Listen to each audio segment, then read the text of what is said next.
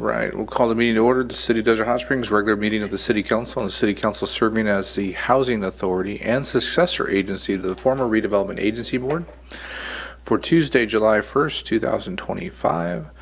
This is our 5 p.m. closed session. Roll call, please.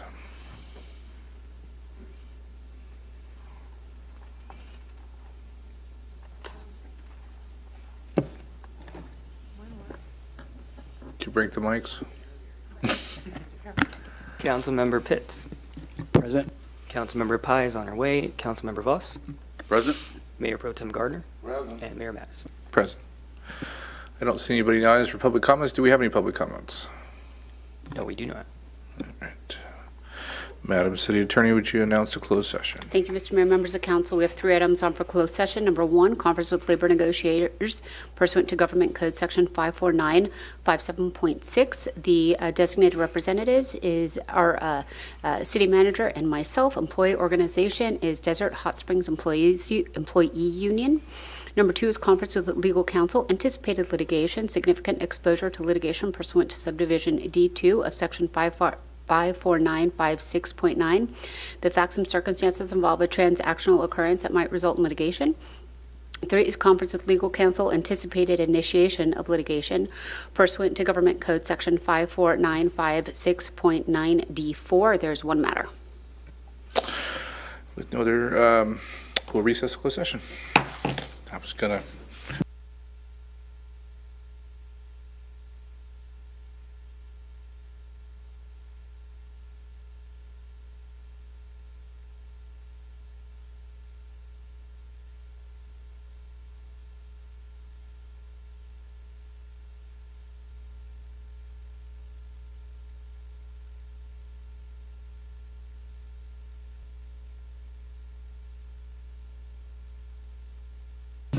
Good evening, everybody.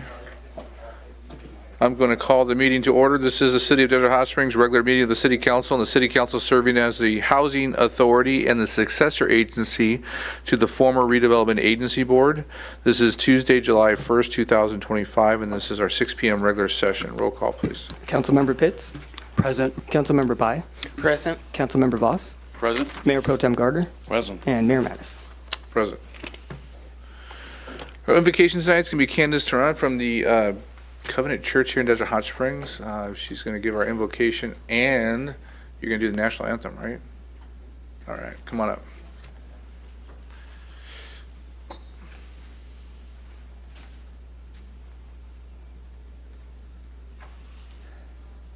Bow our heads and close our eyes.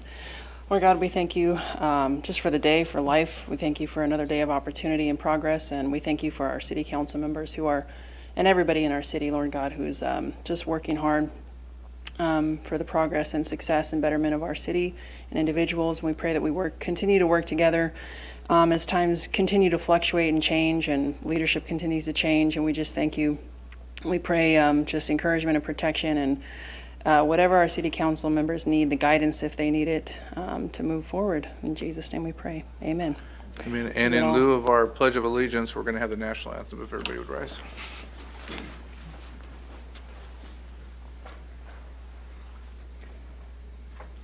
Oh, say, can you see by the dawn's early light what so proudly we hailed at the twilight's last gleaming, whose broad stripes and bright stars through the perilous fight o'er the ramparts we watched were so gallantly streaming, and the rocket's red glare, the bombs bursting in air, gave proof through the night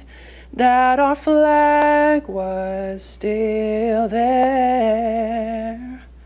Oh, say, does does that star-spangled banner yet wave o'er the land of the free and the home of the brave.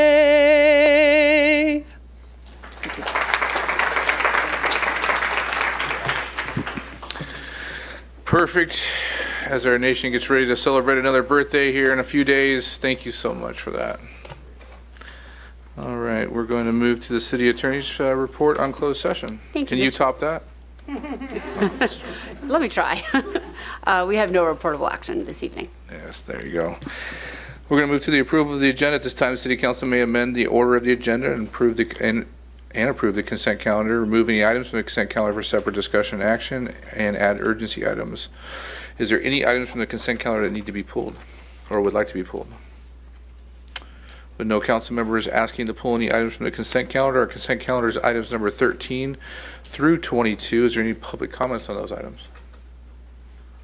I see nobody coming forth. I'll entertain a motion to approve the consent calendar and the agenda as written. Thank you. There is a motion and a second. Once it comes up on the screen, please vote.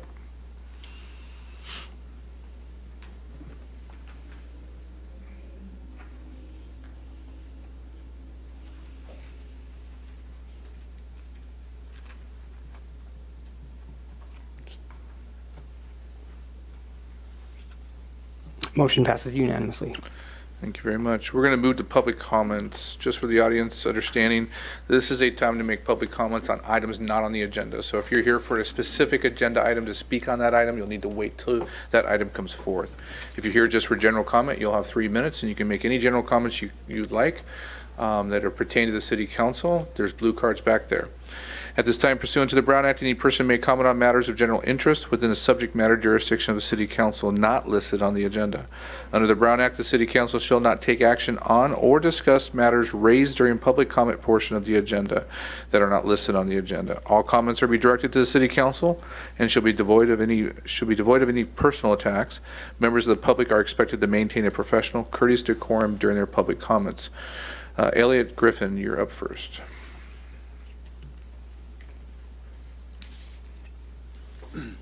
Good evening, everybody. How you doing? I did put in a proposal for a cooling and community center. I don't know if you guys seen it. I thought it was really good.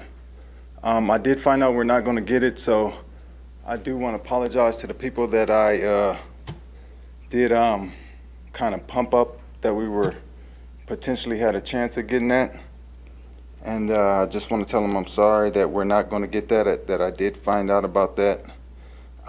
As far as the homeless housing first program, they say it didn't work. I believe in it. I will talk about the housing. We talk about affordable housing, and it is from 30 to 60% of the median income, if I can explain that. It doesn't start at the 0 to 29% of the median income. So when they say the homeless isn't getting any housing in this, that they're not focusing on the 0 to 29%, it's actually starting at the 30 to 60%. So they're like getting skipped over. So it's like either shelter, kind of what Palm Springs did, and they're in a world of trouble behind that, $4.9 million a year, and they're running out of funds as we speak. You know, and I told them, hey, at $4.9 million, no, it's an exaggeration, they could have came on and bought 10 more Lennar homes, you know, and had 5-bedroom houses with that money. And, you know, again, that money is going down the drain, and then they're just getting overlooked. So what I would like the city to do is see if we could focus on 0 to 29% housing. That's the only way the homelessness issue is going to be solved. And I mean, I've been trying to tell this to the entire, you know, state. The only way we're going to solve this issue is focus on 0 to 29%, not the affordable housing projects. They're really cool, they're really good, but they only focus on the 30 to 60% of the median income, and that is still at $1,000 to $2,000 for a 1 to 2 bedroom home. If we really done the math.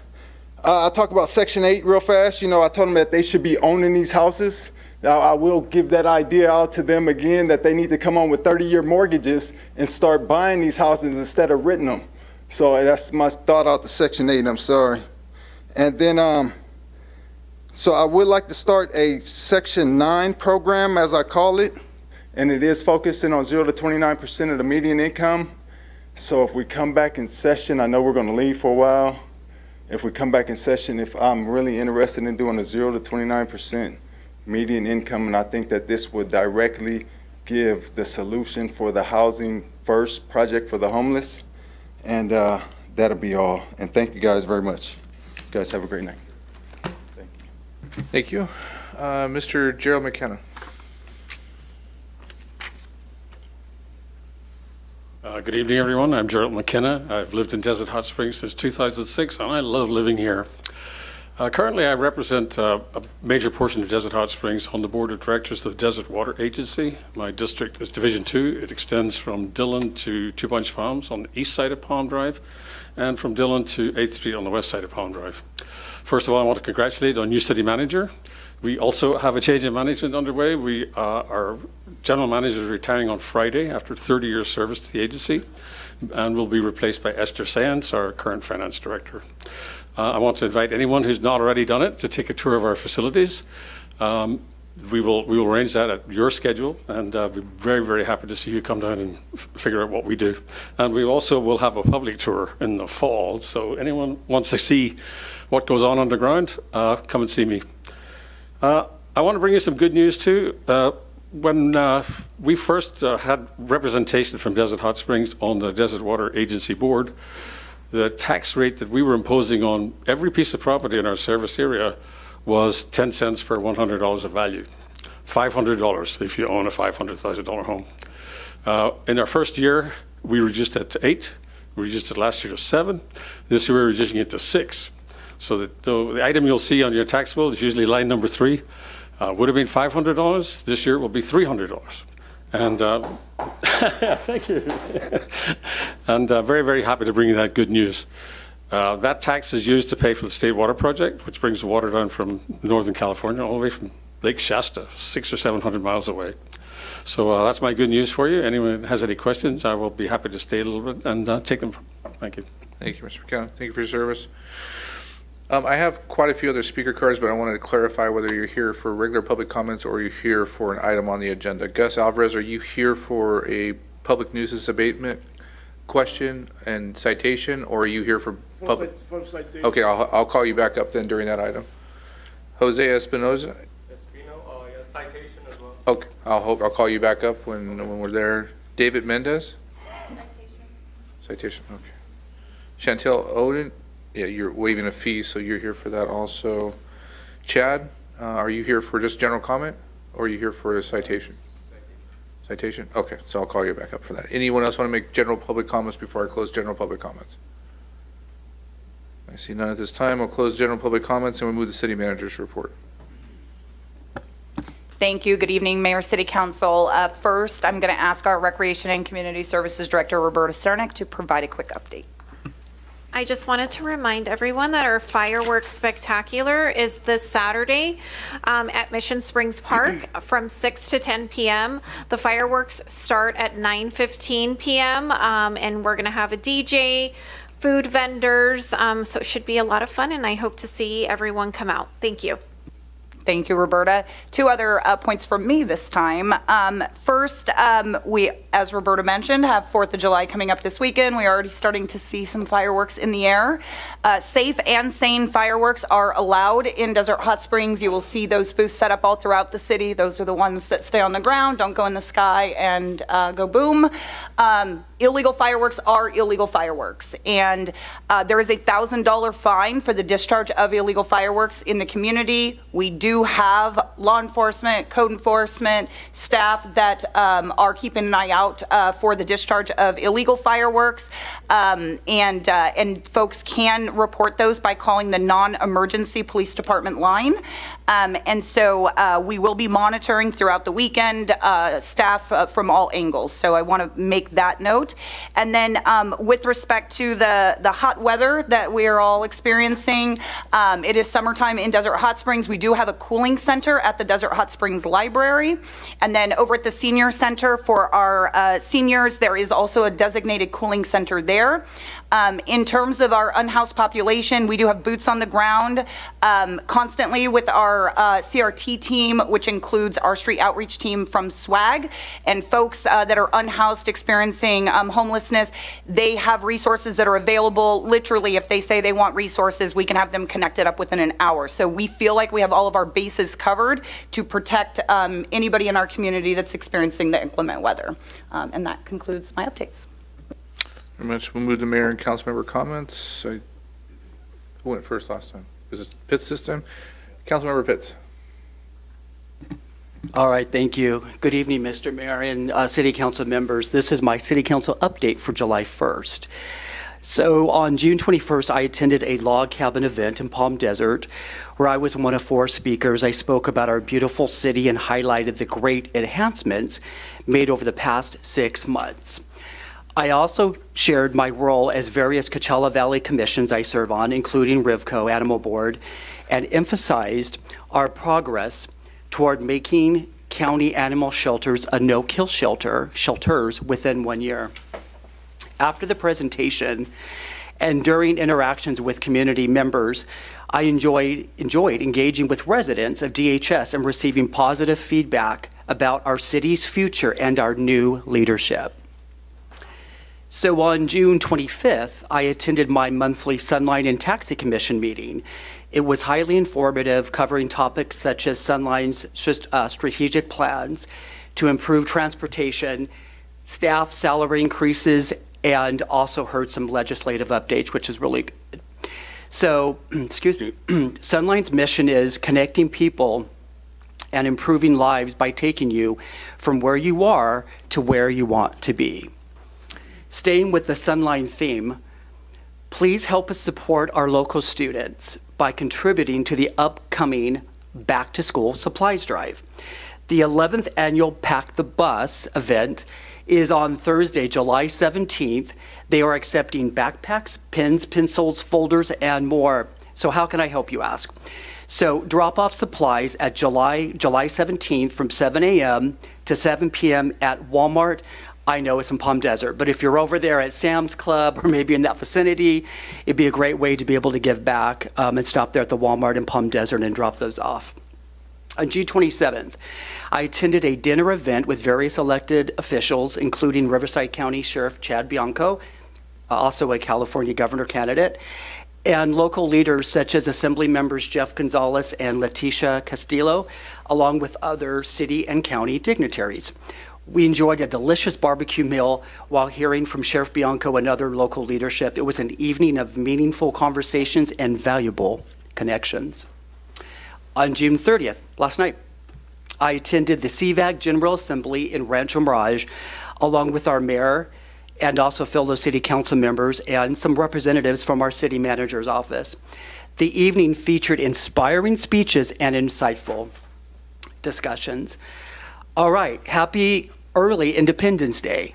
So as we approach the 4th of July, please remember, and it was just covered, our city managers has covered this, that if the fireworks explode in the sky, they're illegal. So our police and public safety resources will be enforcing the city's ban on illegal fireworks. If caught, fines can be very costly, so we don't want to do that. Also, I think it's important to note, please do not call 911 to report fireworks. There is a line, I'll give it to you, and I'm sure the city will put it, it's already on their website, but it's the non-emergency number for the police, 760-329-2904. Lastly, a friendly reminder, the ribbon cutting ceremony for the all-new Desert Community Animal Center is on Wednesday, July 9th at 8:30.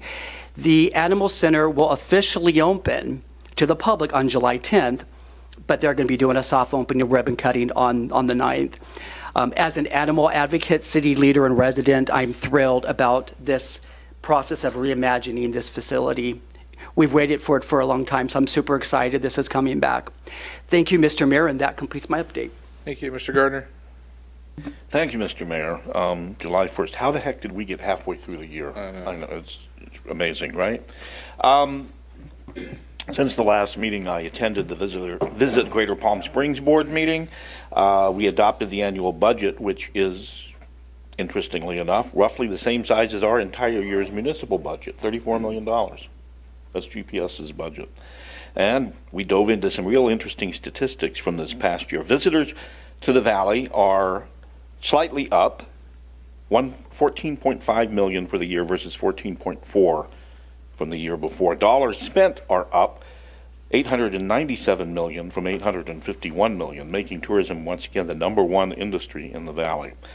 And this one is interesting, showing how important short-term vacation rentals are to the overall tourism industry, which is the largest employer, revenue generator in the state, or in the Valley rather. 21% of the visitors to the Valley stay in short-term vacation rentals. Also interesting to note, 23% of the visitors to the Valley self-identify as LGBTQ, so a quarter. Visit GPS is also taking on a much more economic development role Valley-wide and is about to unveil a new web page in the next few weeks. It has links to every city and their economic development staff, as well as descriptions of the city and even a list of available properties. So as we ramp up our economic development efforts in the next year, this is going to be a great tool for both us to use and GPS's people who are out at the same time.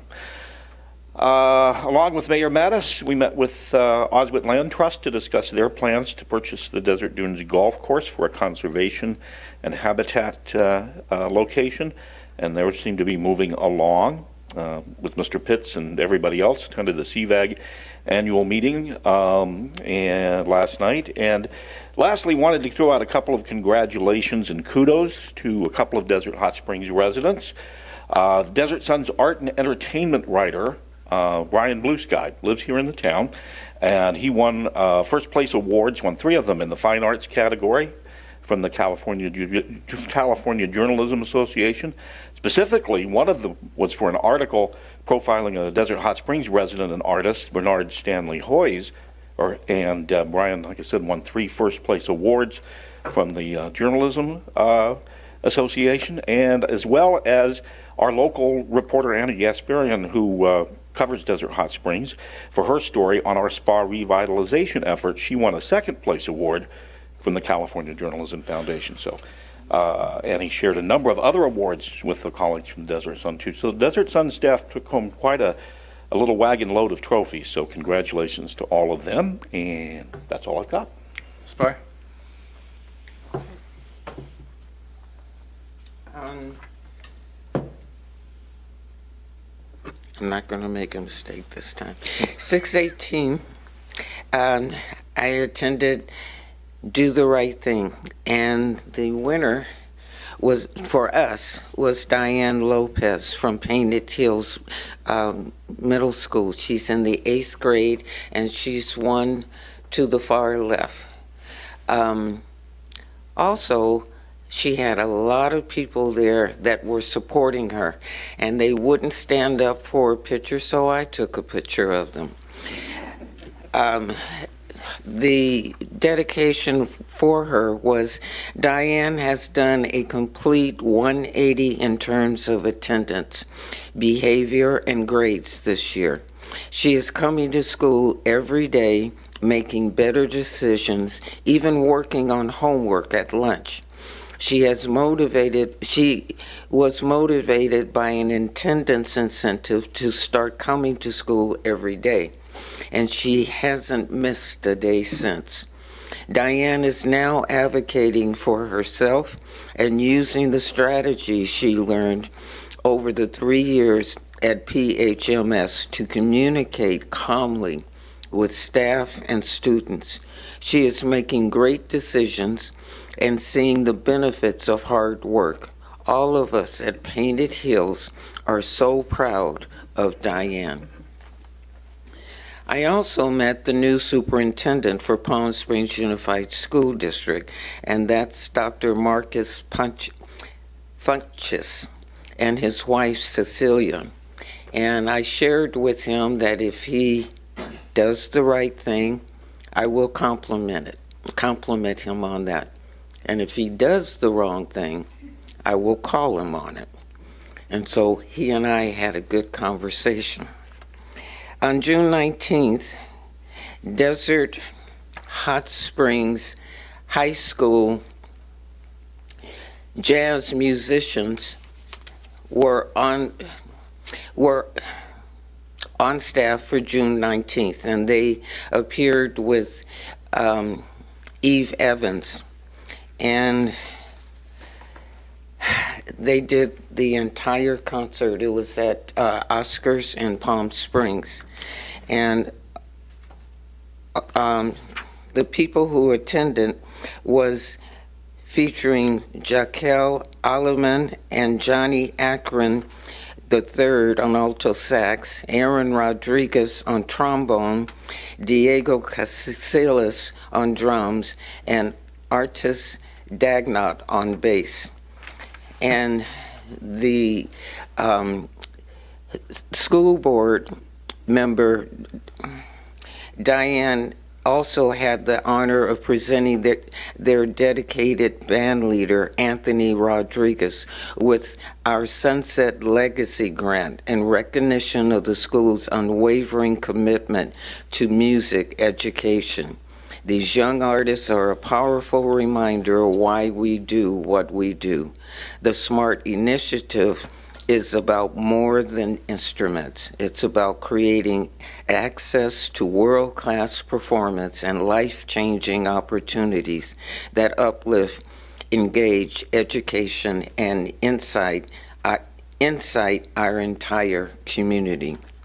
On June 26, I attended Find Food Bank, and Amazons gave them a $25,000 award. And they did this last year for the same thing. And there are many people that are part of Desert Hot Springs which contribute also, because they had food in need at one time, and they are giving back. And that concludes my report. Mr. Moss. Okay.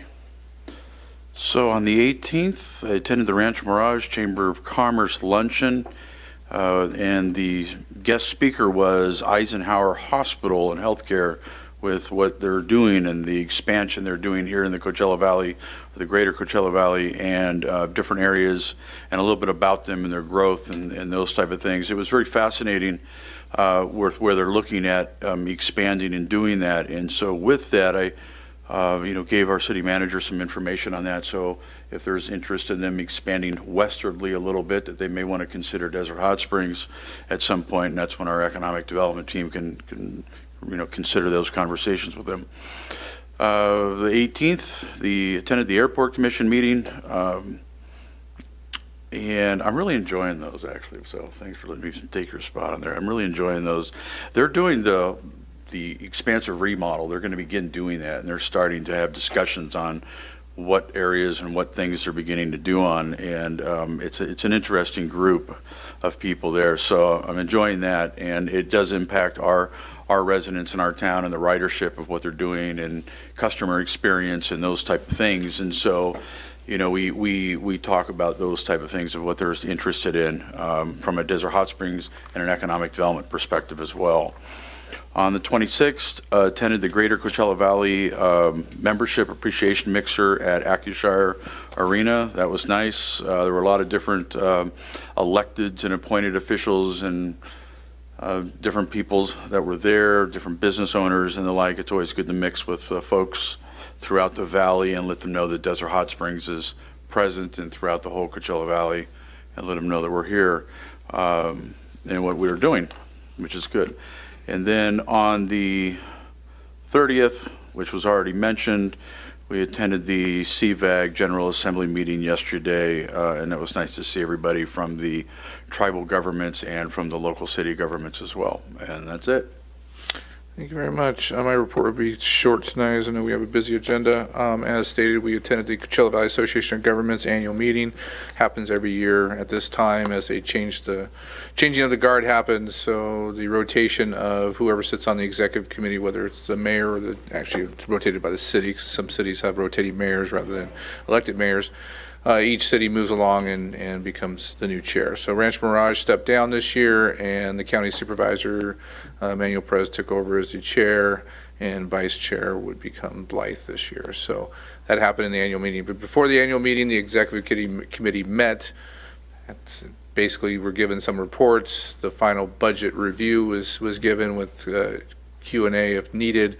And then the budget goes to all the cities, and whomever is attending there gets to vote on the budget. So CVAG is the Coachella Valley Association of Governments, handles mostly the transportation needs regionally within the Coachella Valley.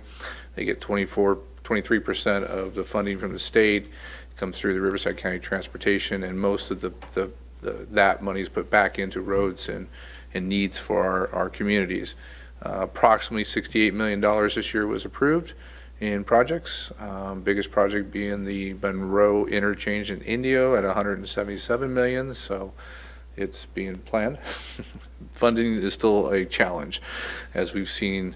Just to put in perspective, when I first joined the city council in 2008-ish, I was appointed, and CVAG was working on, myself and Palm Springs and Cathedral City set a coalition to build the interchanges at Indian, Palm, Genotry, and Day Palm. And those cost us less than $100 million to do all three of those, and one interchange now is $177 million. So construction has skyrocketed, but that's something for legislators to deal with in the future. With that, please enjoy your 4th of July. We will announce at the end of this meeting that we do go dark for the summer. We won't come back until the first week of September. And so this is our final meeting for the summer. But again, that doesn't mean City Hall closes. There's still business to be done and events to happen. So if you happen to be here this Saturday at Mission Springs Park, starting at 6 p.m., come down and enjoy our fireworks spectacular show. All right, we're going to move on to the agenda because most of you don't want to hear us talk anymore. You want to get to the business of the community. We're going to open public hearings, and the first one is a resolution affirming the report of public nuisance abatement costs and placing them on a tax roll. Emily, are you ready? All right, it's all yours. Good evening, Mayor Mattis, council members, and members of the public. Before you is a resolution to assess the 2024-2025 fiscal year public nuisance abatement cost to the Riverside County Tax Treasurer to be placed on the property tax rolls. Our efforts began on May 1st when the department's administrative staff ran the outstanding collections report, which detailed all administrative citations issued by the Code Compliance Division from May 1st, 2024 to April 30th of 2025. As a result of this report, we notified 136 property owners about their outstanding citations and property abatements through 2 certified letters, which are included in my staff report. The preliminary public nuisance abatement list outlined in Exhibit A of my report includes 28 commercial properties, 108 residential properties. Among the commercial properties, 4 are cannabis related. The property owners listed will have the opportunity to pay their outstanding fees without penalty until August 10th. Since the preliminary list was submitted, the Code Compliance Division has made progress. 26 property owners have paid their outstanding fees, and 8 properties have been dismissed due to compliance following the notification of our certified letters. Additionally, any government agencies that have been included on our preliminary list have been removed. This concludes my report, and I am available to answer any questions that you may have. Thank you. Excellent report. Thank you very much. How the process works tonight for somebody that are here and want to be heard on your issues is that you will come up and state your reasons you were here, and then you'll be able to do that. You will have a 3-minute timer on the board there, and if you're still going in 3 minutes, I'll ask you to try to wrap up. But before we open the public hearing, we always offer this. is who's going to be in the audience. There's Emily and they're waving back there. If you want to go talk to our staff back there, you may do so, and they will be able to assist you if you're not comfortable coming to the mic without asking those questions first.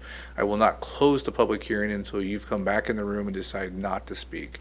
So if you choose to go speak with them now, you may do so, and they'll take you outside there, and they won't lock the doors. I promise they'll let you right back in. And then if I won't close the public hearing until you come back. Anyone else who would like to leave the room and speak to our staff first? All right, so we're going to move to the public hearing. We've done that. We've entertained questions. We'll entertain questions to staff. Does anybody have any specific questions to staff before I open the public hearing? I see none at this time. We're going to open the public hearing.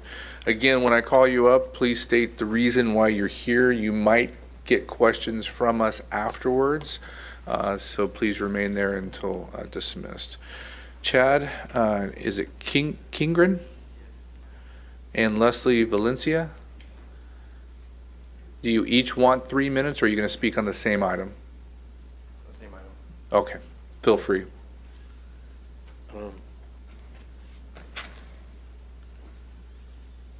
This is related to the Sandpiper Inn. Yeah, regarding the citations that we received, we both manage a property called the Sandpiper Inn. Do you know the address?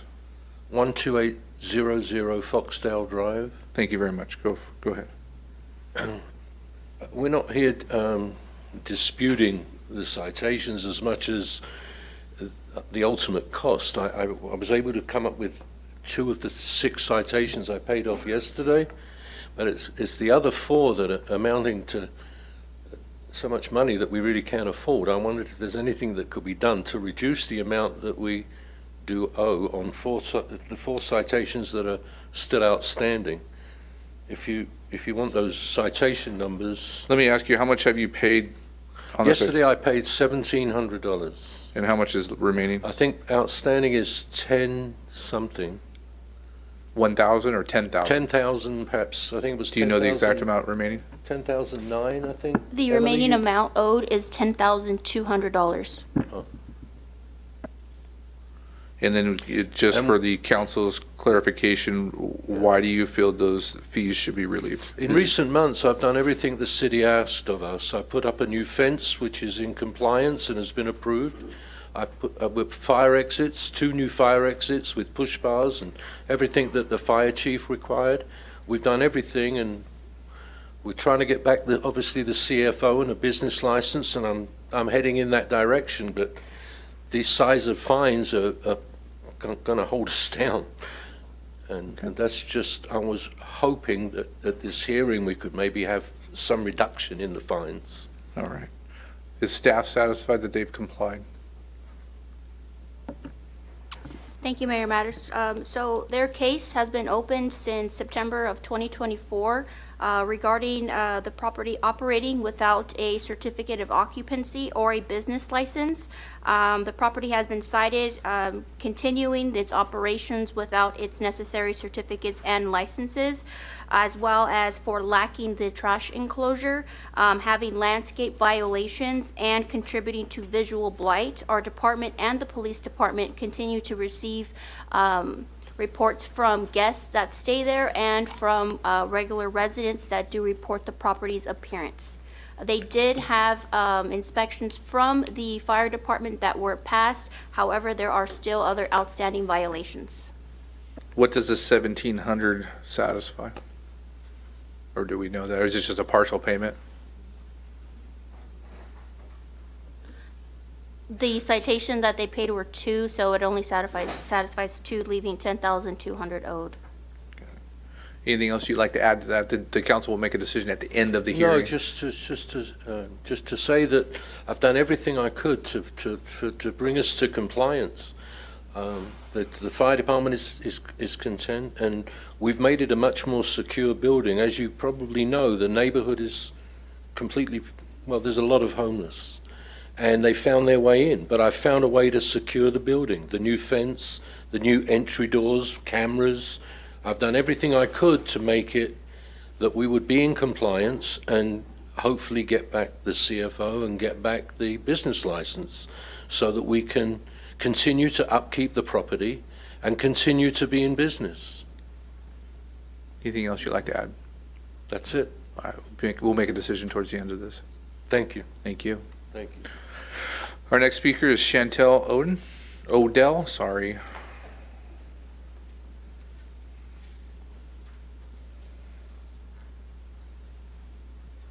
And if you can state your address so that the rest of the council knows. My address is 66572 Hacienda Avenue, but I'm here regarding my lot that I purchased in the end of 2018. I'm here because I got citations that of my vehicles being parked on the lot. I paid several of them. I've parked my vehicle across the street back in, I think, 2019. I got my Cadillac converter stolen, so I reparked it back on my lot. I still paid for a few more citations.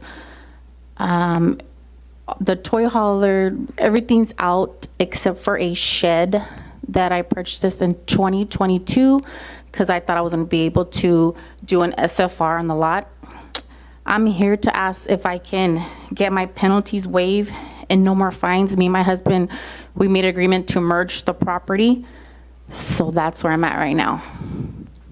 And the reason why it took so long, because I had about 3 different, the people who come out, surveyors, and they told me if I merged the property, it would cost me $15,000 to $20,000 to emerge the property. So that's why it took me about 2.5 years to figure out what I was gonna do, but I've already paid so much money where I'm just gonna merge the property and build a fence, but I was asking for like 9 to 12 months to get that going, because building a fence costs money and merging the property. And I've also called the data ticket, and the citations that I have, they've already been sent to my, I guess, tax barrier, so I won't even be able to pay that because it's already been sent out. And I spoke to a person named Bree today, so I've been getting letters that said I had until today, 6 o'clock, to pay, but that wasn't accurate. Can you clarify what that is, Emily? Yes, Mayor Mattis. So the lot in question that she's reporting is the vacant lot across from Stater Brothers. The city has notified the current property owner, specifically on July 17th of 2018, prior to her purchase of the property, regarding what the requirements were for the vacant parcel. We informed her that she must complete a parcel merger in order to use the lot as an extension of her property.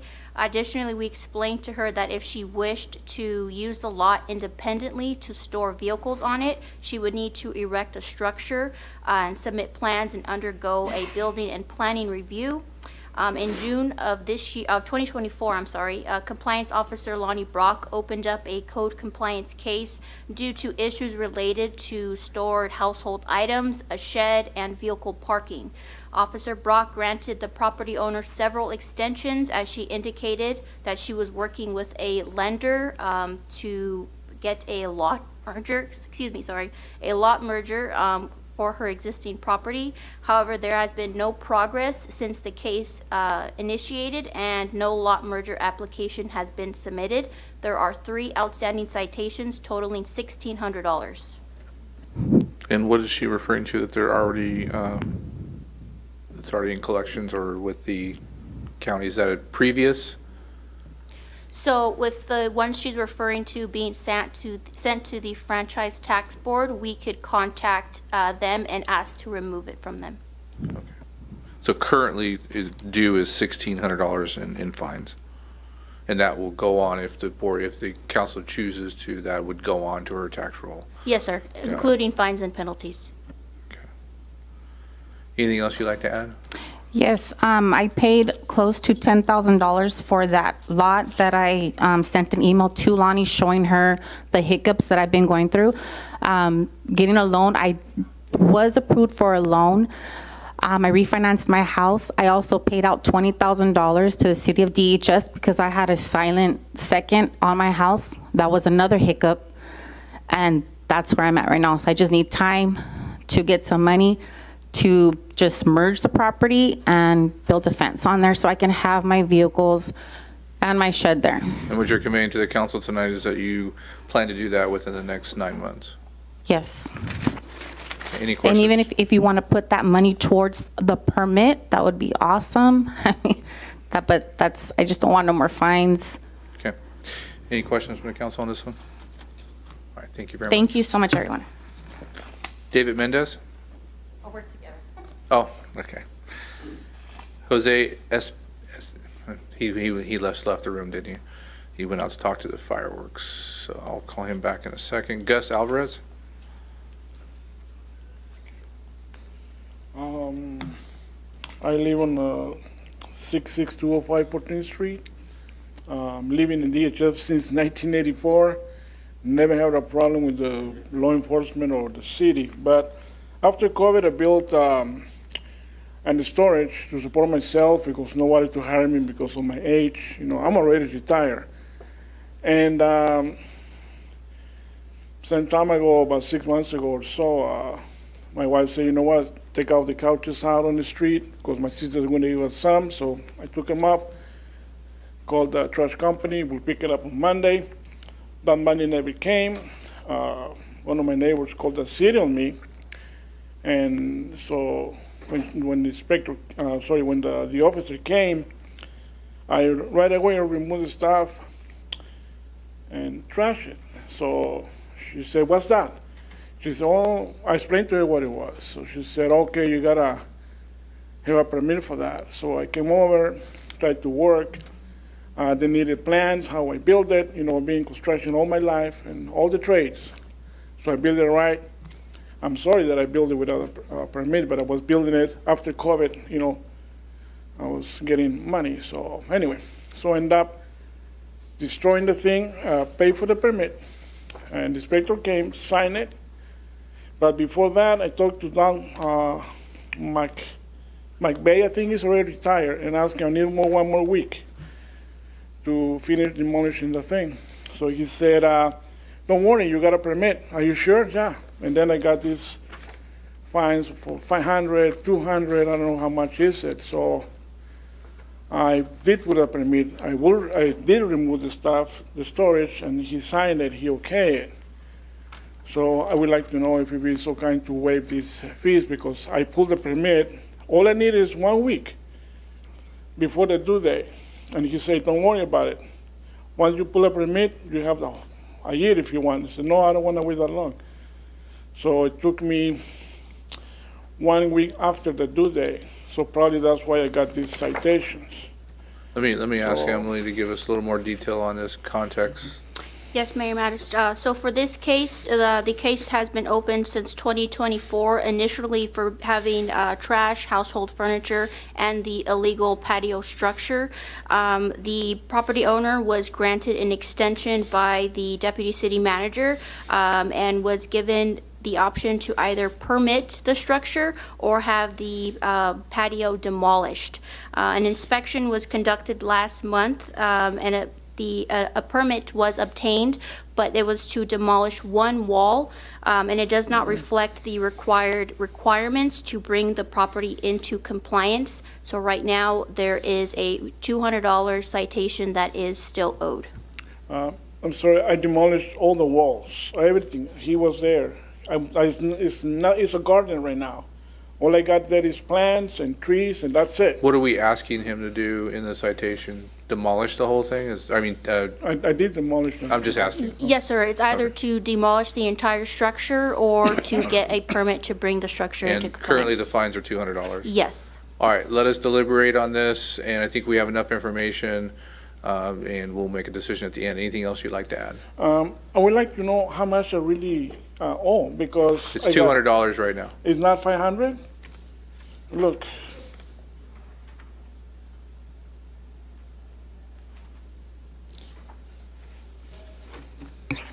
The document that he's presented is a delinquency bill from Data Ticket. We're only discussing the matters that are going to be assessed in this fiscal year, which this particular citation may be outside of that term. Got it. Okay. I think that gives us enough information. Currently, we're only discussing the $200, but if if we're able to resolve it tonight and get a reinspection and make sure everything's in compliance with the city You council, have to re-inspect it? we'll discuss on how we want to move Yeah, forward and yeah. direct staff. Okay, all right, so Just what give I us a do- few minutes, and then if we need to call you back up, we will. Okay, so I go back to my seat? Yeah, you can just wait just a few minutes, and if we need you back up, Okay. and anyone have any questions on that one? Okay. Anyone else in the audience here on a citation that would like to speak to the city council? Yes, sir. If you'd give us your name and your address. Yeah, my name is George Seelman, and the address is 66590 Acoma Avenue. Go ahead. So I received an administrative citation, but it was made out to a Andrew Bradley. I have a copy of it here, which is not one of my tenants. I have two tenants, and Andrew Bradley is not one. My property manager spoke to both tenants, and they claim they do not know an Andrew Bradley, and they don't remember any incident last 4th of July. This is for, I think, illegal fireworks. I How have a much is the citation. citation? Do you want to see it? No, how much is it? Right now it's $1,000. $1,000 for fireworks. Okay, go ahead. So again, I have a kind of an affidavit from my property manager saying, nobody knows who this guy is.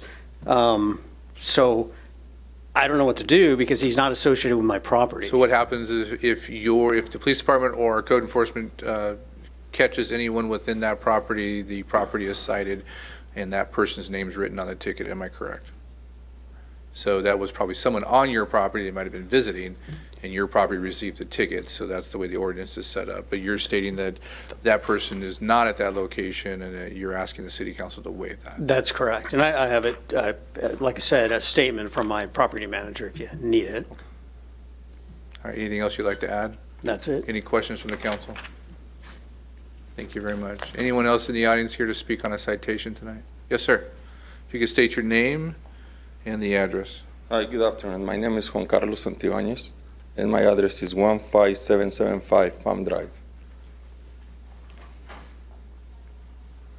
Okay, go ahead. Yes, I received a citation last year in May, and I've been working on the property since 2015 when I purchased it. I purchased the property I believe they have several issues before I purchased it. I've been working with the city since then, and last year on May I received a citation for several issues that I have. I resolved most of them to the Riverside County with the hazardous material. Now I'm working with the city, but the problem that I have right now is the cars. I sold cars, young cars, to the scrap metal, but the metal is down right now. Nobody's purchasing metal. So I'm asking to the city for more time for me to work it out on this issue. Is there a current citation open on this property? Good evening, council. So at this particular property, there was a fine associated with the matter that's before you. However, the property owner did pay it in full. So there is no active matter to be assessed for this subject property. There are other citations that are open that are outside of the fiscal year term. So do you understand currently with this item here tonight, we are not assessing you anything to your tax roll? No, I just asking for time because Linda Hillman went to check on my property today, and I explained my situation to her. And I just asking for more time for me to finish the. So what we'll do is we'll take your comments as a public comment. City council won't be able to rule on that tonight because that's not part of our purview tonight. But staff has noted your comments, but there's not much we can't do anything on that issue right now. Okay. Thank you. Thank you for your time. Thank you very much. Anyone else here to speak on a fine or a citation? Did we check on the gentleman in the lobby if he's satisfied? Okay, so he's satisfied? Okay. I have no one else. So how does this happen in the... Yes, ma'am. Sure, we have someone who can, I'm assuming it's Spanish? Yeah, if you come forth, I'll have some, I have our deputy city manager here, Daniel Porras, can translate for us. So feel free to speak and he'll translate for us. Good afternoon. I speak English, but I prefer to speak Espanol to understand very well. That's fine. Thank you. I'm just talking about my, they send me a bill for my property, and they say... I'm sorry, not to cut you off, but what's the address so we can refer to it? It's a 66713 Joseph Way. And what's your first name? My name is Alma Bejarano. Thank you, Alma. Go ahead, I'm sorry. And I received several times bills from the city that I have to pay for because I parking in the duty, and I've been doing a lot of stuff that I didn't. I came like 5 or 3 times in person to speak to them, and I told them that I not have nothing in this one, and the officers say they take it away, like 3 times. And then I received the last one, I received like a month ago, I received 1,000 that I have to pay. They say, if not, that's why I'm here. I'm sorry, I never been in this kind of meeting, and I don't know how to explain so well. No, you're fine, you're fine. So what I'm hearing is you have a parked vehicle that's on Yes. unapproved, it's on the dirt, and They you received a told- ticket for that. They told me that they put in ticket because I don't have permit to rent my house. I don't have permit to, I do have permit to building, but I not permit to living. Nobody live in the, I convert garage. And I have permit for that, yes. And I pay for that in the 2022. But I don't know why I have to pay all these tickets, I call tickets. Let me ask Emily to give us a little rundown real quick. Stay right there for a second. Yeah. You know which property she's referring to? Yes, sir. 66713 Joseph Way. The case was opened in November of 2024 when the Community Development Department reported that a property had an illegally occupied and unfinished accessory dwelling unit. The property owner had obtained a building permit in July of 2022 to convert the garage into an ADU, but failed to secure a building inspection after receiving required corrections and from the building department. Our Department of Code Compliance conducted an inspection and sent the property owner a courtesy notice of violation for the unpermitted ADU and landscape maintenance violations. The property owner contacted the city requesting that for an extension due to the fact that she had renters in the ADU. She was granted a 3-month extension. And however, the 3-month extension lapsed and the property owner did not obtain a demolition permit or request any building inspections from the building department. The case continued and the property owner was issued 3 administrative citations totaling $3,000, 2 of which were recently dismissed as of last month, to encourage the property owner to finalize the ADU with the city. Our recent records indicate that no building inspection has been performed since the failed inspection on April 22nd of 2025. A recent house inspection was conducted for the ADU for a house fan.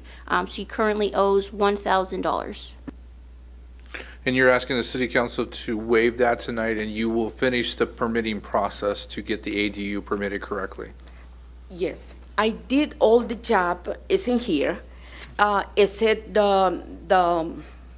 something for the electricity, a box for electricity. I didn't do because I'm working and I don't have extra money. I do have my house, but I work to pay my rent. I have a renter, yes, like she say, but they didn't pay me for a year, and I couldn't finish the work. I told them to wait for me to finish because I have to make the money first. And they told me, okay, go and explain there, but they still charging me like they started for all this. Now they say because I didn't have the permit, but I did have the permit. So how much time are you asking for? To finish, I don't know. Everybody, right now, I didn't live in there because I live in LA.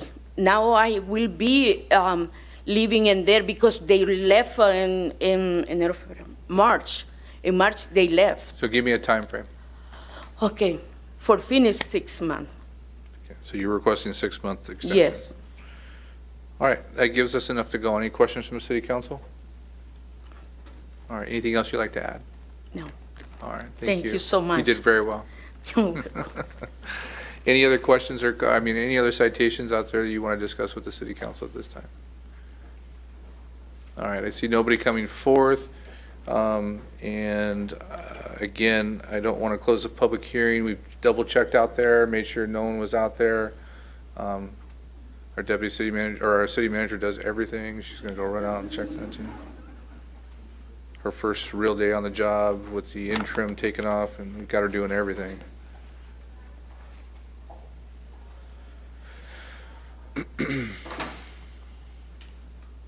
Sorry, just give us one more minute. I just want to make sure that no one's out there before I close the public hearing.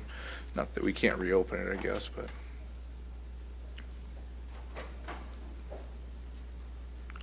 Good? Okay.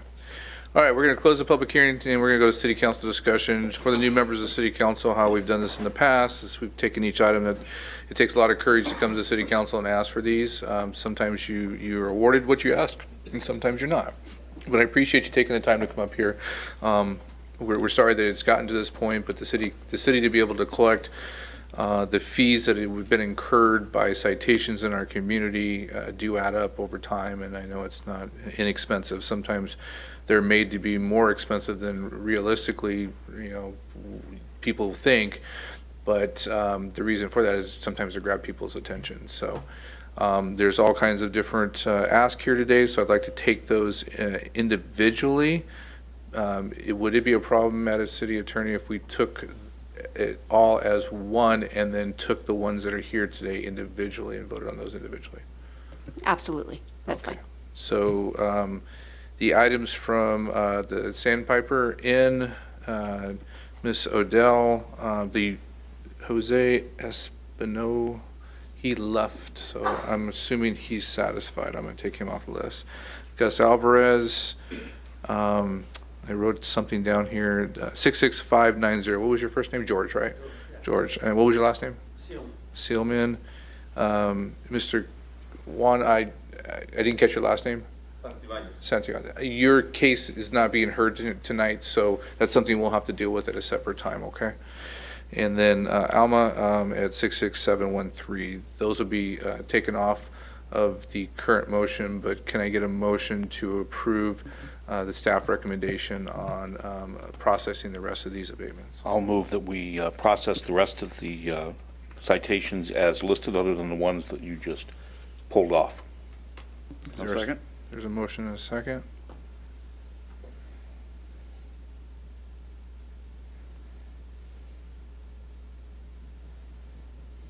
The system's really slow tonight, so I guess, sorry. There it goes. There we go. We're waiting for buttons to come up on the screen here. It'll take forever for some reason.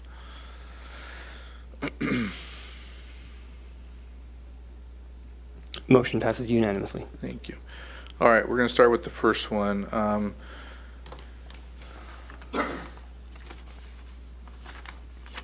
make sure I get this right. Who's the actual property owner? Chad or Leslie? Are you both property owners? Or It's my family. it's your family? What's your last name? Valencia. Valencia. Okay, so Leslie Valencia. So we're going to take your case. It's the Sandpiper, 12800 Foxdale. Currently, you have a $1,700 fine. No, you've paid $1,700. You have $10,200 left to pay. You say that you can come in compliance. If we were to give you an extension today, if we don't give an extension, this goes on the roll August. August 10th is the last day for a payment to be submitted. After that, it would be submitted to the county tax collector. You have up to August 10th to pull it off there and not submit it, right? That's correct. So August 9th is about the date we want to know by. Can you be in compliance with an inspection by August 9th? I think we could have a final inspection this. Sorry, yeah. I believe we could have a final inspection probably by this Thursday. There's just a few GFIs that I need to replace on the outside. We've done all the inside, all the rooms. There's 27 rooms with kitchens, full kitchens, and we've done all that. We've done the exterior. We've done everything pretty much. I'd say by this Wednesday or Thursday, we could, Wednesday's tomorrow. I think by Thursday we could have a final inspection, and I'm quite comfortable that we would pass. If staff is comfortable, if we gave an extension to have compliance or an inspection and compliance of whatever issues are open, would they be comfortable waiving the $10,200 if he's fully compliant before August 9th? So what I will say is that there are some other outstanding issues that have not been mentioned here today, which is that we believe that there's been some sort of conversion with the capacity of people utilizing the property as actual housing rather than a hotel, and that is where the excessive cost for service are stemming from. So while I believe that there may be some opportunity to correct the items before you that the property manager is mentioning, there may be other outstanding items that would still violate the municipal code.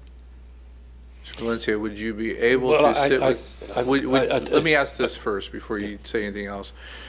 Are you willing to sit with our staff and come up with a plan? I'm sorry? Are you willing to sit with our staff and come up with a plan to bring your property into compliance? Absolutely. I'll do anything necessary. Have you ever sat with our staff to be in compliance? I think some of the issues have arisen because I was persuaded by Riverside County to take in vouchers, and that's besides the point. I'm just asking you, will you sit down with our staff and go and become compliant based on their needs? Absolutely. Yes. Okay. So any other questions based on that? I don't have a question, but I do have a position, if you will, or a comment. My biggest concern on this particular piece of property is operating without a certificate of occupancy and a business license for so long.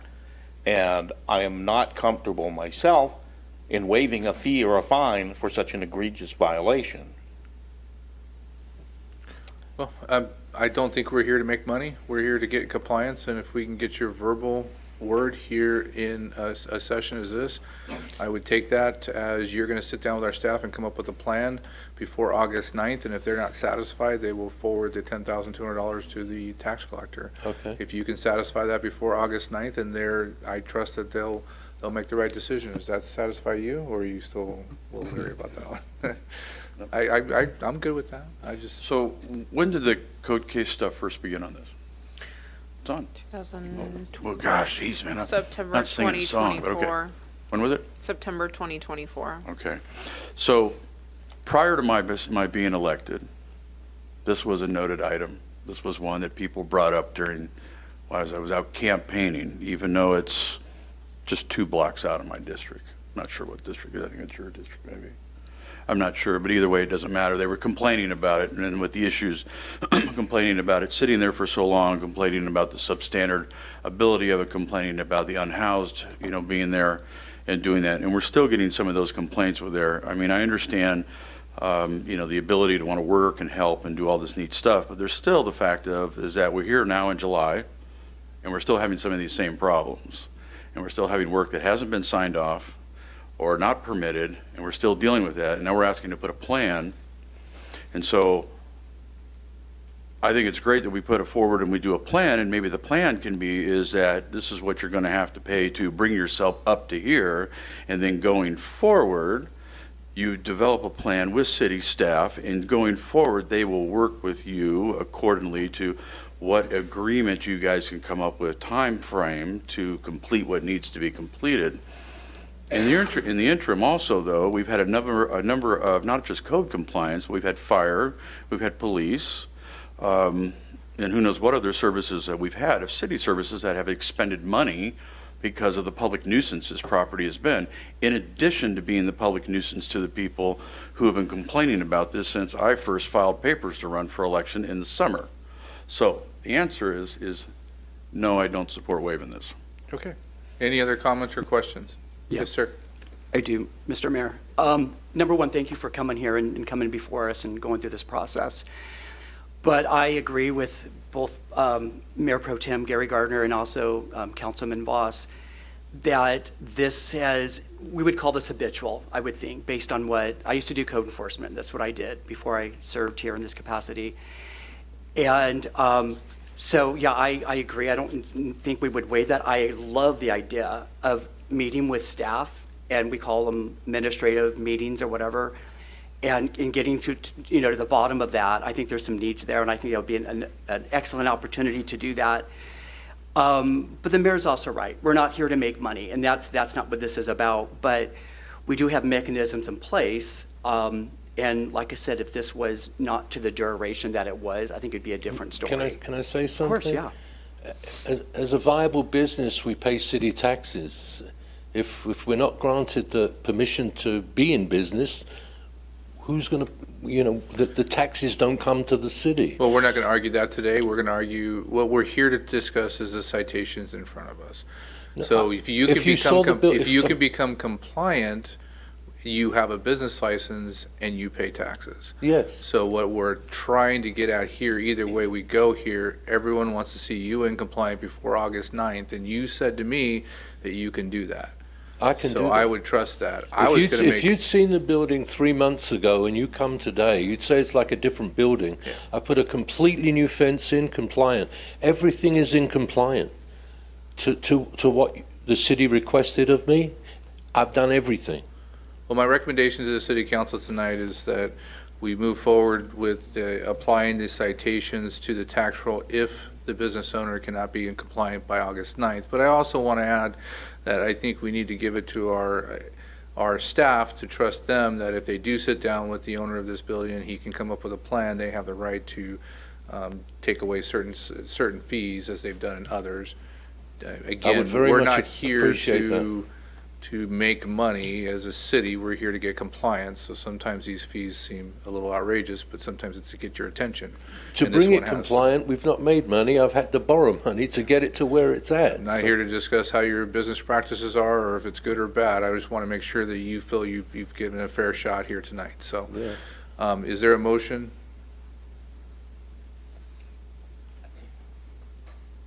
I'll make a motion. I agree with the mayor. And it's not just the fines, there's other things that need to be addressed as well. Correct. And so it's the whole thing that needs to be addressed as well. And I'll make a motion for that. So the motion is, if I understand you correctly, is exactly what I think the three of you also want, is that if he's not in compliance by August 9th, it goes to the tax roll.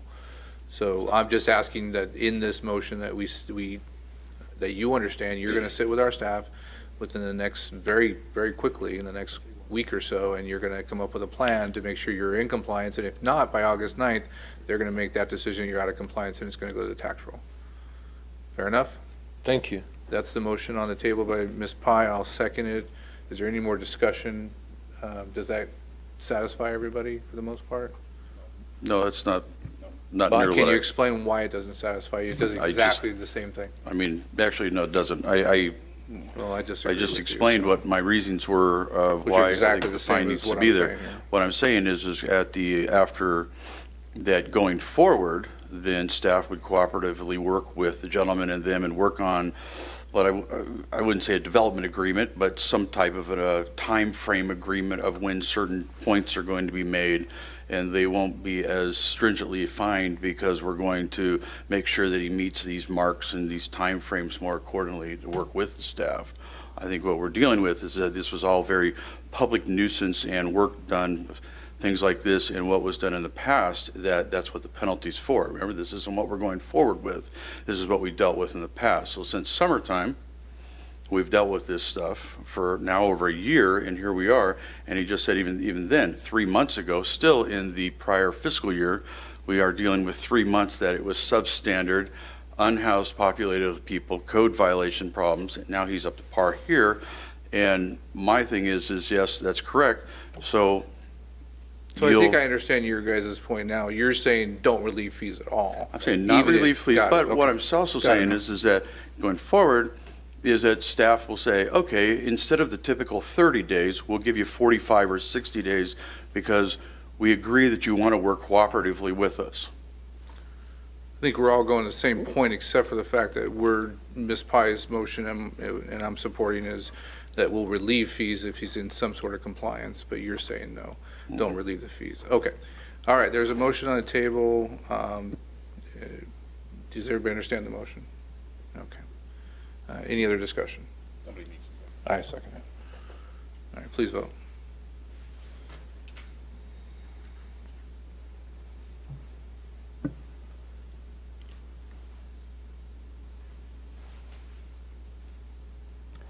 Motion passes with Councilmember Voss, Mayor Pro Tem Gardner opposed. All right, sir, you have your direction. You must sit with staff very, very soon and come up with some sort of plan with them, okay? And if you're not compliant by August 9th, it will go to the tax rules. I appreciate it. All right, thank you very much. We're going to move to... I do my utmost, and I would follow through. I hope so. Please do. Thank you. Thank you. Chantel Odell, I don't know why it's such a tongue twister for me. So I'm going to make a motion on this. Look, I understand the issues. The biggest issue the city has is with the residents. Some of the biggest issues that our code enforcement has to face all the time is individuals parking on unapproved lots, and it's a state issue because any types of oils that drip into the water tables and those types of things. So it seems harsh sometimes when we own our own properties and we want to park our own vehicles on our own land. That's what started a lot of this, and I know you've struggled trying to get this property merged. I don't want to cause you any more stress, so I'm willing to relieve the fees, but you've got to have a plan in 9 months. Got to have a direct plan, because if you end up back here next year, we No, can't. the plan is to merge. I do have concrete slab on there. Okay. So it's not going, No, they're going to have to, you're going to have to get in compliance, whatever that means, Mhm. over the next 9 months, merge the lots, get in compliance, whatever that means. We just can't keep this on. the no, that books. gives me plenty of time to merge and to put a fence, 9 months. 'Cause that's like how I feel January, we should right? move, Or but February? I want you, April? You guys okay with that? Correct. Yeah, well- I would agree with that. So we have one. Okay, go ahead. Yeah, I actually feel a little bit different about it. While I think it's great that, we try to mitigate the violation, that's what we're supposed to do. But the merging the properties, that's on you. The city never asks you, to basically do that. And I understand that's the process, you're trying to mitigate that. But the parking, on the non-approved surface is a big deal. It's throughout the city. And I know there's space is an issue. But yeah, I have a little bit different opinion about it, but that sounds like the way we're going to go with it. So yeah, if it was the 9 months to be able to facilitate that, to mitigate that, to merge those properties. And then you're saying you would have enough space to park the vehicles? Is that what you're saying? Or would you have extra space? Once she merges the property, then she has Correct. to still build a structure. Okay, build the structure. Before yeah, she can structure, have any Well, in type- 2018, I was told if I bought the lot, I was able to park my vehicles there. Oh, is that the case? I'm sorry, I'll ask our staff. So not exactly. The same information was provided in 2018 that the lots would have to be merged and that there would have to be a paved surface and that the fence would have to be extended, so on and so forth. So if she merged the lots, put the fence up, and because there's a paved surface on there, could she park on that paved surface? There's a multitude of requirements. You can only have a certain amount of pavement in that front yard area. She'd probably have to extend the driveway to allow for parking on that side of the lot. A certain amount of landscape that would have to be implemented. So there's a multitude of factors. The lot merge itself is not just going to allow for her to park one, regular vehicles, but two, also there's recreational vehicles that are being stored on this lot. So just understand that it's very complex with the city ordinances, state laws, those types of things.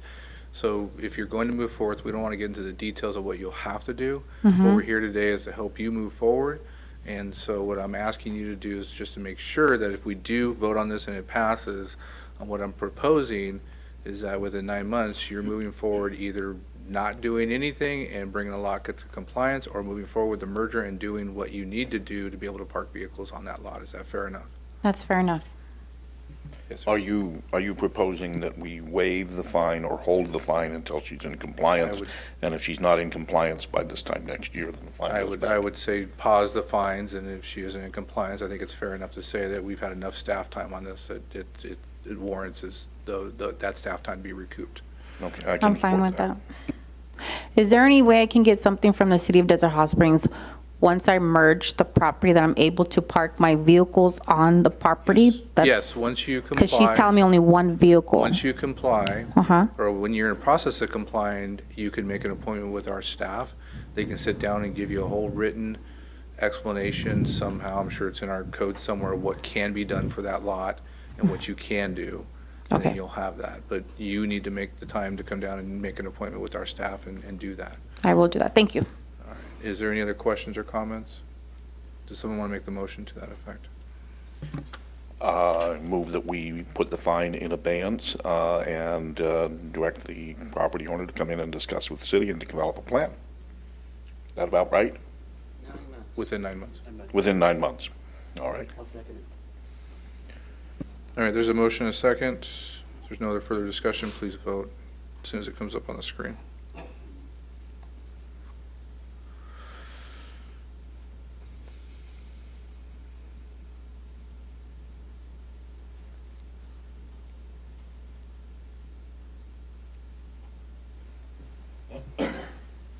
Motion passes unanimously. Thank you. Thank you. All right, our next one is Gus Alvarez. Mr. Alvarez is the one that had the property with the, I think this is pretty simple to me. If we get a reinspection and it's completed, then we don't move forward with a $200 fine. If they come back out and it is, they'll explain the reason that it looks like 500, and they'll be able to explain that to you when you make that appointment. But right now, all we're discussing is the $200 fine that would be put on his tax roll, correct? Correct. And so I think it's simple enough to say we'll just make a motion to suspend this until August 9th. Sometime from now to August 9th, you make a phone call, right, or something for the inspection. We can initiate that. And they'll come out, check it, and if it's in compliance, then you're good. Okay, so I don't have to worry if the 500 and the 200 will be like I 7. would discuss that in the back with staff on why that says that. Maybe they can explain that better to you. But it's $200 tonight that we're waiving if you're in Okay. compliance by August 9th. Okay. So what about, I'm sorry. this is the We will first time- contact you, sir, to conduct the reinspection, and then I'll give you direction from there. Okay, so the 500 is no, We will have a discussion with you in the back regarding the 500. so I go in the back? Correct. Thank you.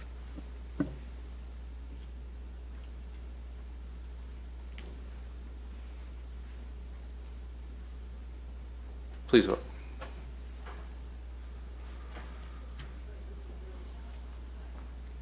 Motion passes unanimously.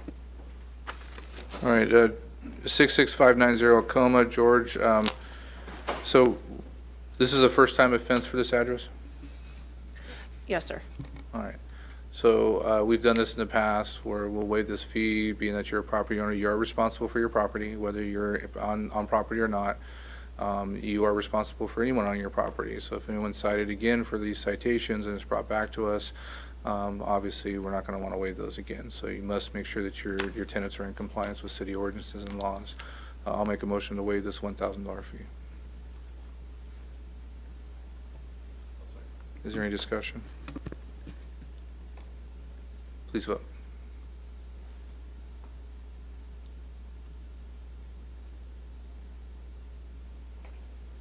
Sorry, our system is like, it's hot outside, so it's like really slow. It's having to go to, the other side of the building and come back. Motion passes with Mayor Pro Tem Gardner opposed and an abstention by Councilmember Pitts. You're good. Thank you. And then the last one is Alma. She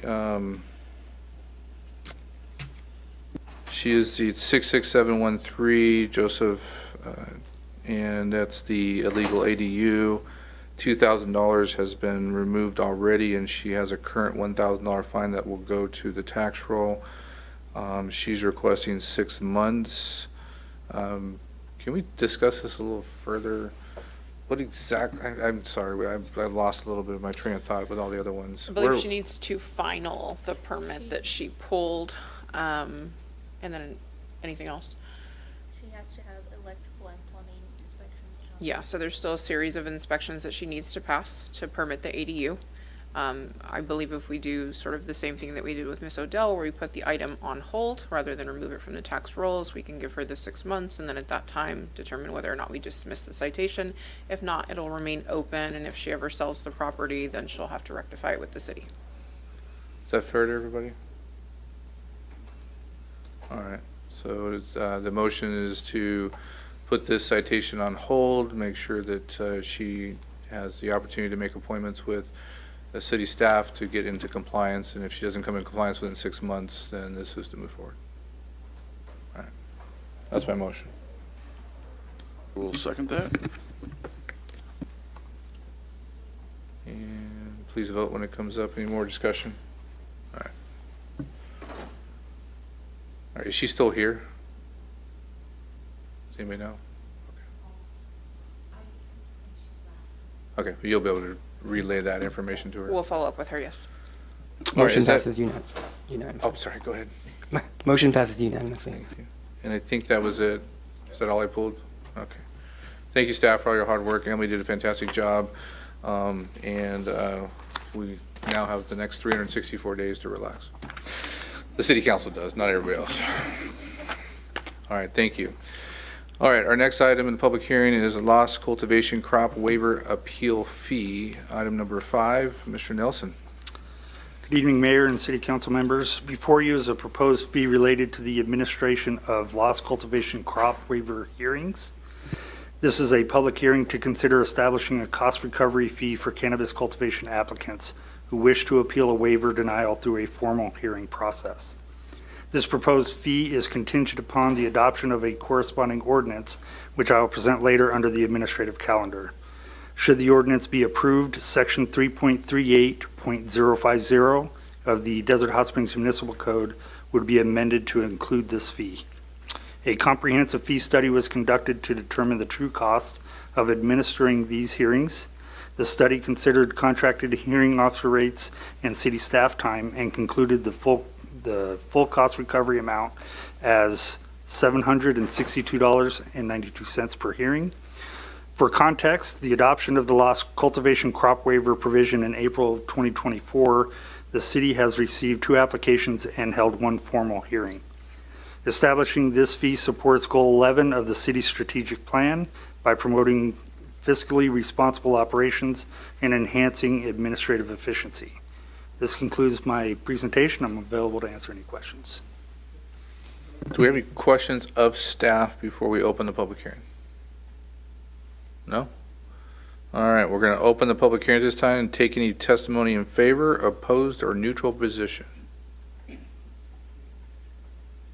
All right, don't see anybody coming forth. We're going to close the public hearing at this time, and I'll open up for discussion. Is there any more discussion or motion?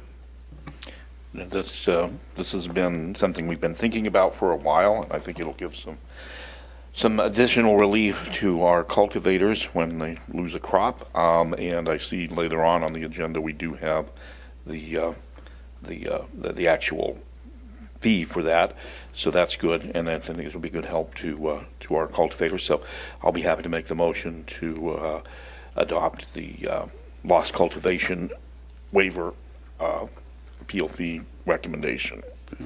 I'll second that. There's a motion and a second. Any further discussion? Please vote.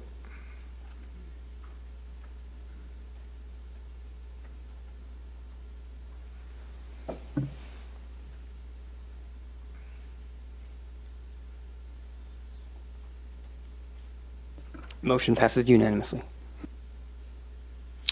We're going to move to the administrative calendar. Item number 6, the formation of a fire services ad hoc subcommittee. And the staff report is going to be me. Oh.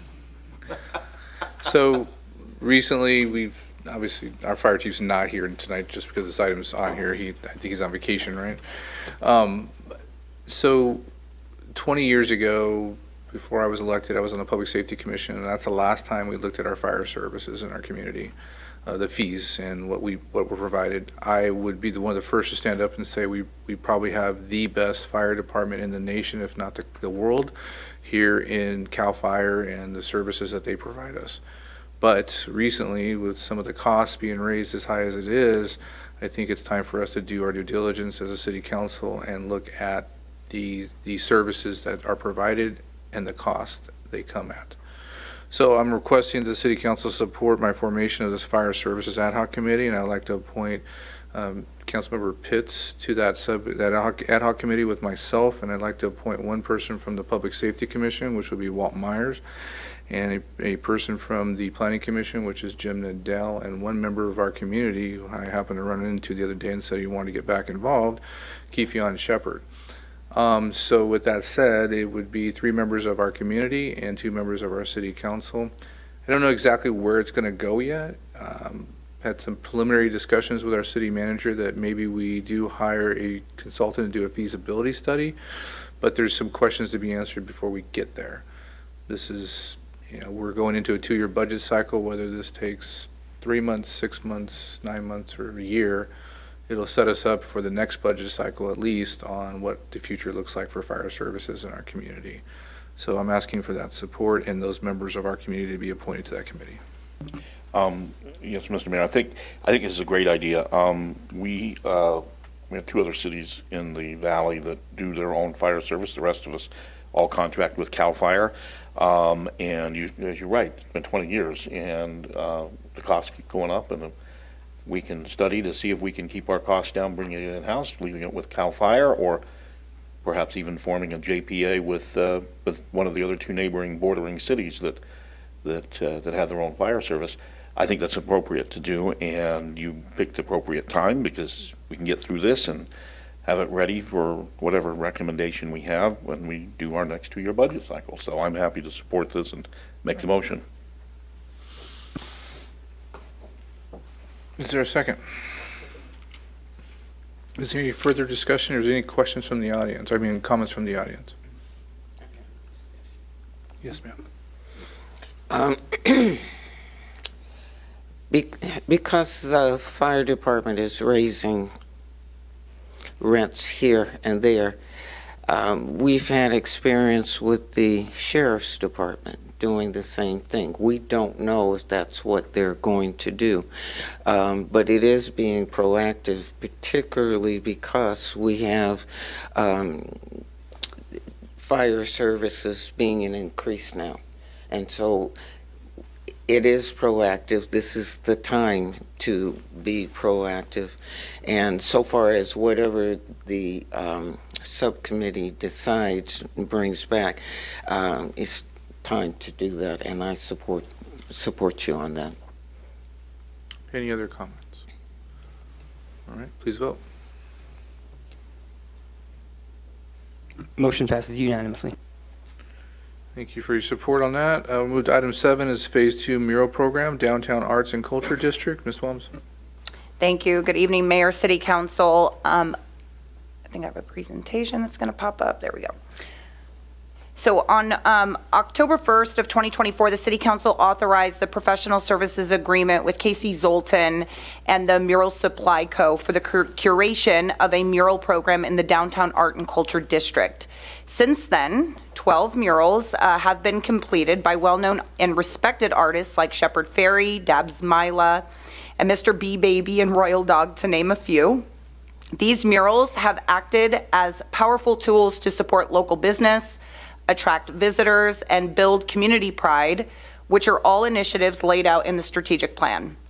The completion of Phase 1 of the initial project wrapped up in April and culminated in a 2-weekend event that drew in people from all over the country, including Shepard Fairey himself, the curator of Obey, who spent time greeting guests and DJing the event.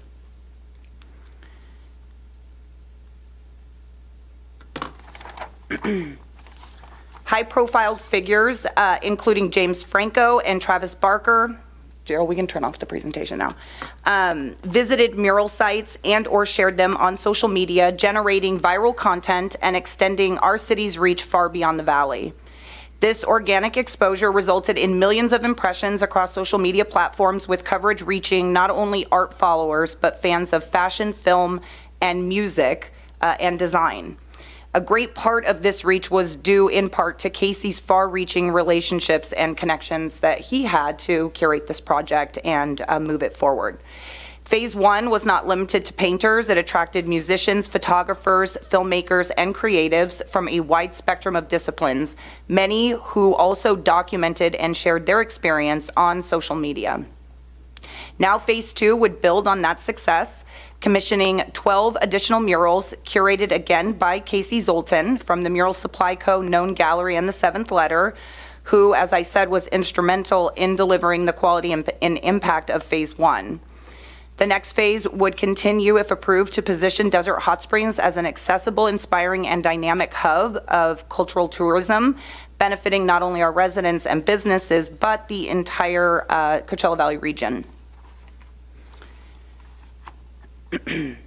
Phase 2 of the Downtown Mural Program is also an action item identified in the 2025 to 2027 Strategic Plan.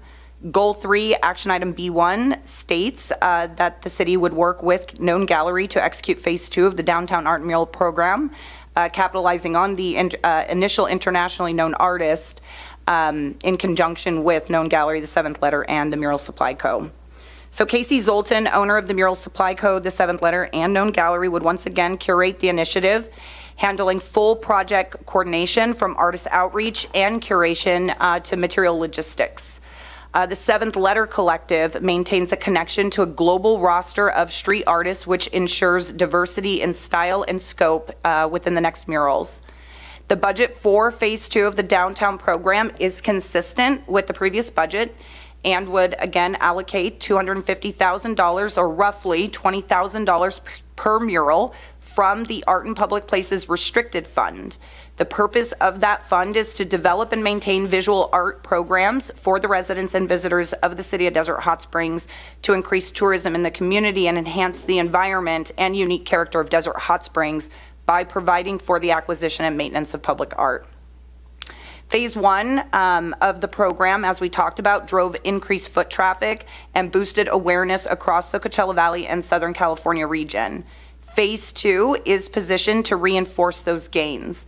These murals have served as visual identity markers, highlighting different items that are relevant and have drawn people into the community.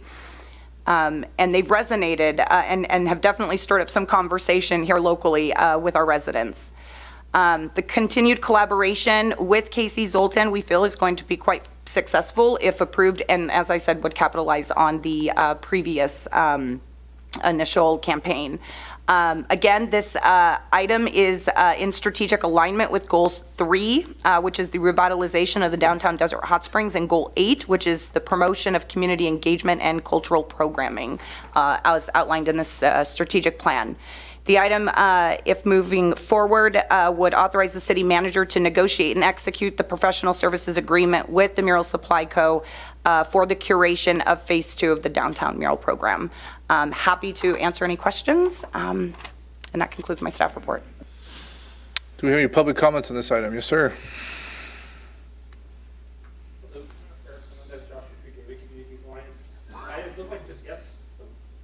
Eric Menendez, Joshua Tree Gateway Communities Alliance.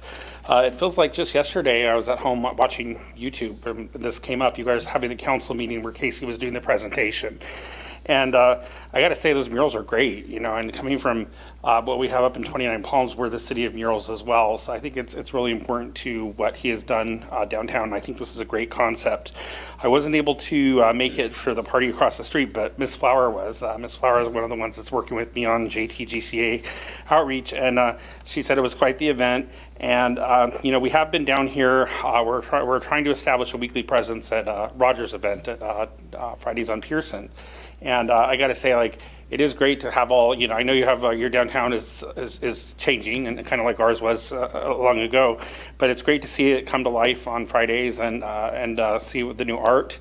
And on your fire department, I do want to add, they're a busy station. I think we counted like 6 responses last Friday. So, but anyways, I definitely want to speak in support of this. I think it's so important to have art in public places, and I think this is a great initiative. Thank you.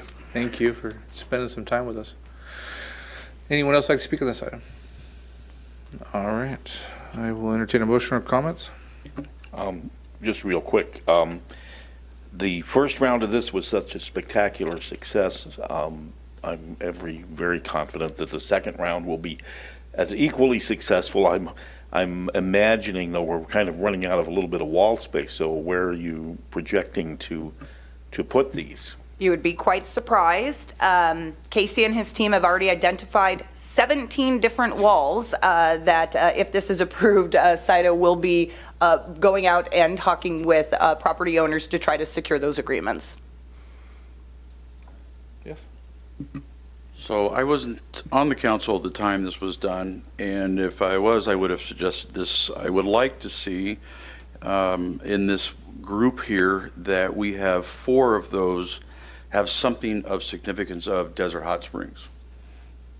You know, we've got a variety of ones, and you know, you go to Redlands and I see they've got the history of the oranges and the packing houses and those. You go to Yucaipa, they got murals of the apples from Oak Glen and these things. You go to 29 Palms, you have the military ones and these.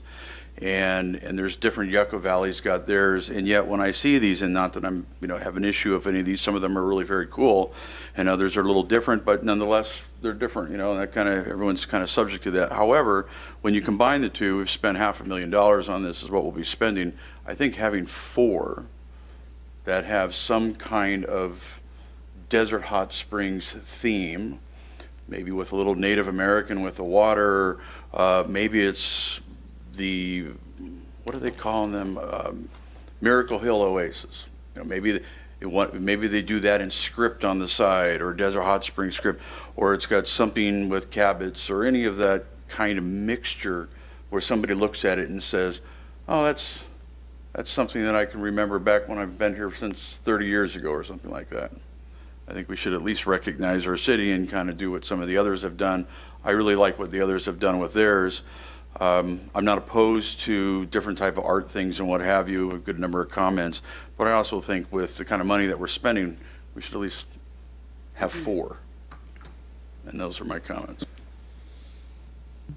I was just going to say, so the Madam City Manager already spoke to this, but they're more than just murals. They're also part and in line with our strategic planning vision.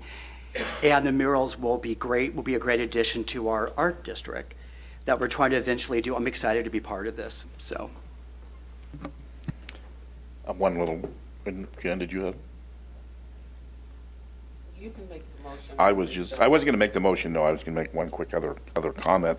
I appreciate what Councilmember Voss is saying about the history of stuff, but the beauty of what we did last time is that we gave essentially total control to Casey, who exceeded all of our expectations on it, and the fact that it has drawn international attention because of that, I'm going to take kind of the opposite approach, and I also don't, you know, every town does their history on their murals. We're not. We're doing some really cool, far-out stuff, which is drawing people here, which I really like. But I also really caution us as a council of putting ourselves in the position of being the arbitrator of the art, because we're all having a different taste, you know, and we all like some of them and we all don't like some of them, and I'm very hesitant to give any direction to Casey or the staff as to what those murals should contain, as long as they're not obscene or, you know, some, which obvious is going to be the case, but something along those lines. I think as a council, we all have a different taste. Your house is painted gray, my house is painted red, you know, we're all going to have a different taste, and I think with the less we as a council stay in and give direction as to what the content of the mural should be, is better. Ms. Pye? I'm going to make a motion to, I'll make a motion to accept the city manager's recommendation, and then I have a comment, but I'm make a motion so we can get on. So there's a motion for staff recommendation. Is there a second? All right, there's a motion and a second. Go ahead. Okay, I wanted to ask you, have any of the property owners asked you for, would you paint my building? Yes, 100%. We have a number of property owners that absolutely have come forward and expressed a desire to participate in Phase 2. So yes, to answer that question. I would also like to add 2 things. In the scope of service, there is a provision in there that the Casey is to work with the artist to take into consideration the underlying culture and themes of Desert Hot Springs. There are nods to that in some, I will say. Sometimes they're very subtle nods to that. Now, from the city's perspective, and these have not rolled out yet with phase one, but it is something we're working on, which is to have a plaque at each piece with a write-up from the artist that provides some background and some context, because sometimes those nods are so subtle that you just don't even know they're there. But moving into phase two, to Councilmember Voss's point, we will make sure that any of those nods are very overt and obvious in whatever write-up is done, so that there is that interpretation that's provided directly from the artist. Okay, my only other thing, there were minor edits, and just want to make you aware of those. Thank you. Mr. Voss, anything else? I'm going to use the judgment of staff to think that they'll be able to figure out how those nods, that at least I'll be able to see something. Right. Anyone else? All right, please vote.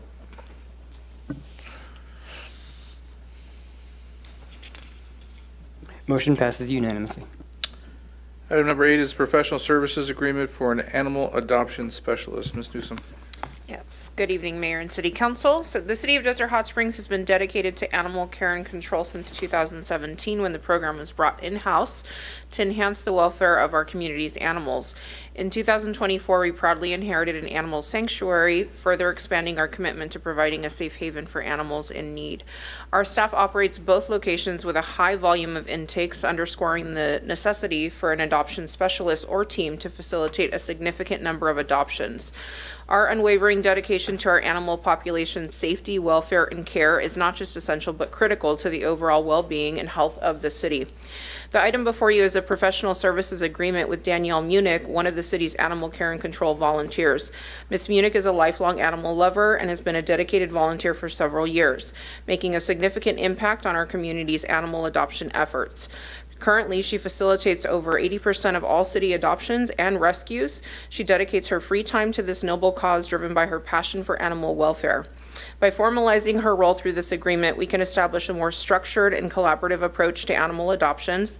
This partnership will not only enhance the efficiency of our adoption process, but also foster a deeper connection between the city and its residents, ultimately leading to increased adoption rates. Investing in Danielle's expertise will allow us to leverage her experience and commitment, ensuring that more animals find loving homes. This initiative aligns with our mission to promote animal welfare and community engagement, making it a strategic move for the city. Staff recommends that the City Council authorize the City Manager to execute a professional services agreement with Ms. Munich in the amount of $50,000 for a one-year term for animal adoption services. Ms. Munich has spent the whole evening with us and is in attendance in the audience, and we are happy to answer any questions that you may have. So were you saying we need to move this item to the end? I'm Yes, just please. joking. See how dedicated she is. Just joking. Do I have anybody who would like to make any public comments? Would you like to introduce yourself? I'm so shy. Well, we had everybody exit the room, so. On already. Hi, I'm Danielle Munich. I've been a volunteer here with previously the Humane Society of the Desert and now the Animal Shelter here for 5 years, helping dogs find their homes, their families, doing meet and greets. That's what I love. So I'm also a part-time dental hygienist, and my husband and I moved from Wisconsin here 6 years ago, so we live here in Desert Hot Springs. A little warmer, huh? Yeah, from the freezer to the oven. Thank you. So if anyone has any questions for me? Any questions? Are you a Packers fan? I am. I am. So, You don't have a choice when you grow so up there. Madam City Manager, one of the conditions is you must be an LA Rams fan. Oh, that won't happen. I'll no, settle for the Dodgers, though. Okay, we give you grace. Okay. I'm excited about this for a lot of reasons, but the very basic reason that I'm very excited about it is we're finally doing a full-time type of capacity with adoption, which is we see all over social media, people, Stater Brothers, wherever we're at, what are we doing? And now we're going to have somebody in there that's going to be able to promote it, that knows what they're doing, and will be able to help us. And that's cool. So I'd like to make that motion. There's a Number 8. motion, is there a second? Second. Is there any more discussion? Please vote.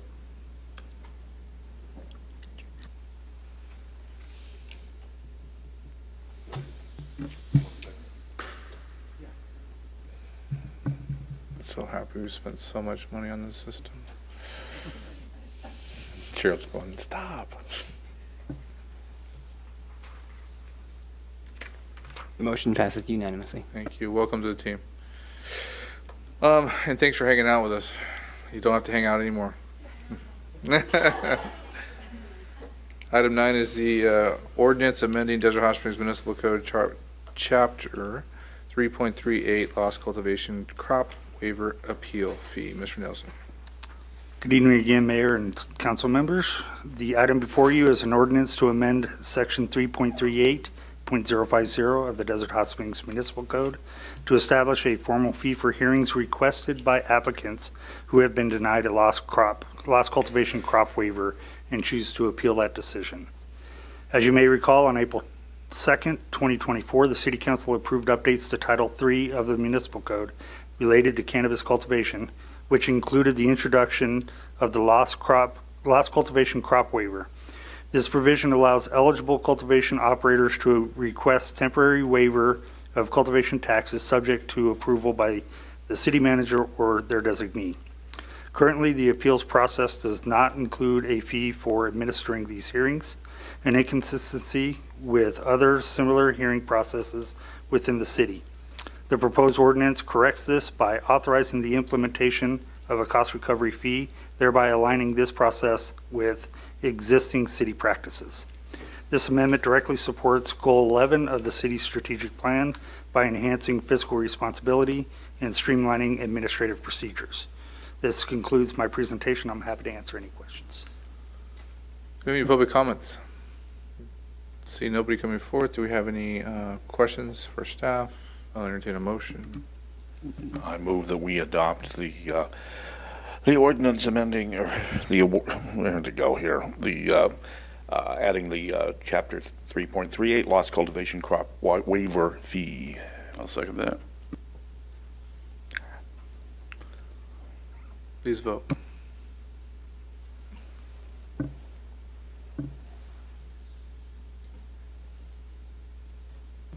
Motion passes unanimously. This is the first reading of an ordinance of the City Council of the City of Desert Hot Springs, amending Chapter 3.38 Lost Cultivation Crop Waiver of Title III Revenue and Finance of the Desert Hot Springs Municipal Code. The ordinance will return in September for second reading and adoption. Thank you very much. We move item number 10, award construction agreement for Reflection Park Phase 2 Project 4002. Raul, tell me how to say your last name. Aruz. Arrows? Aruz. Arrows? I can't say. I'm gonna call you Raul. That's the second A. It's silent. It's sort of like Cernic. It took me 5 years to figure that out. So, Raul is one of our newest members of our team, associate engineer. It's been a couple months now, right? 3 months. Yeah, you're a senior member of the community now, or the team now. So, all right, go ahead with your staff report. Don't scare him. Okay. Good evening, Mayor and City Council. My name is Raul Aruz. I'm the associate engineer for the Public Works and Engineering Department. I'm here to present the next item on the agenda, which is the award construction agreement for Reflection Park.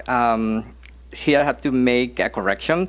The Phase 2 park is going to go away, so it's just going to be called the Reflection Park project, which is also project 4002 for the city. I'll begin outlining the staff recommendations, continue with the discussion and a little brief background of the project, and we'll conclude with the fiscal impacts of the project and a section for questions and answers after that. So the staff recommends award the construction, number one, award the construction agreement for Reflection Park, project number 4002, to the lowest responsive qualified bidder, Landmark Associated Builders, Incorporated. And two, authorize the city manager to draft and execute the construction agreement for Reflection Park with Landmark Associated Builders in an amount not to exceed $469,500 with the 10% contingency of $46,950, bringing the total amount to $516,450, and approve a total project budget in an amount of $561,448 for additional project expenses for construction management. A little brief background on the project. Reflection Park is located on the northwest corner of Palm Drive and 8th Street. The initial funding for the project was approved back in 2019. Then we had, this past February, we actually amended the professional service contract with David Voss Associates, and that was for a total of $46,333 back in 2019. The amendment is for $173,682 for architectural design services to complete the design. The lowest responsive qualified bidder for this project was Landmark Associated Builders. The total cost, the lowest bid submitted was for $469,500, which is below the engineer's estimate of $475,000. As far as the fiscal impacts of this project, the total project budget is $561,448,000. And for funding sources, we have a combination of CDBG grants and Quimby funds. As far as the goal that this initiative supports, in the city's strategic plan, this goes into the goal community parks to provide strategic upgrades to existing parks. At this time, I'll open the floor to questions, if anybody has any. Yes, first take public comments from the community. Any public comments? See nobody coming forth. I'll open up to questions. Mr. Gardner. My usual question when it comes to stuff like this, do you have a timeline, start, completion? We believe that we should be ready to start working on this project within the last 3 weeks, within the next 3 weeks, or towards the end of this month. Completion, Danny, I think you can. We think it's going to be 3 months, but we're going to say it's the end of the year. I don't know exactly the schedule of any type of equipment. So we'll get that in the pre-con meeting, and we'll report back. And I'm just really surprised that Mr. Moen isn't here to enjoy this. Mayor? Yes, sir. So, sir, you did a great job. Appreciate the information you did.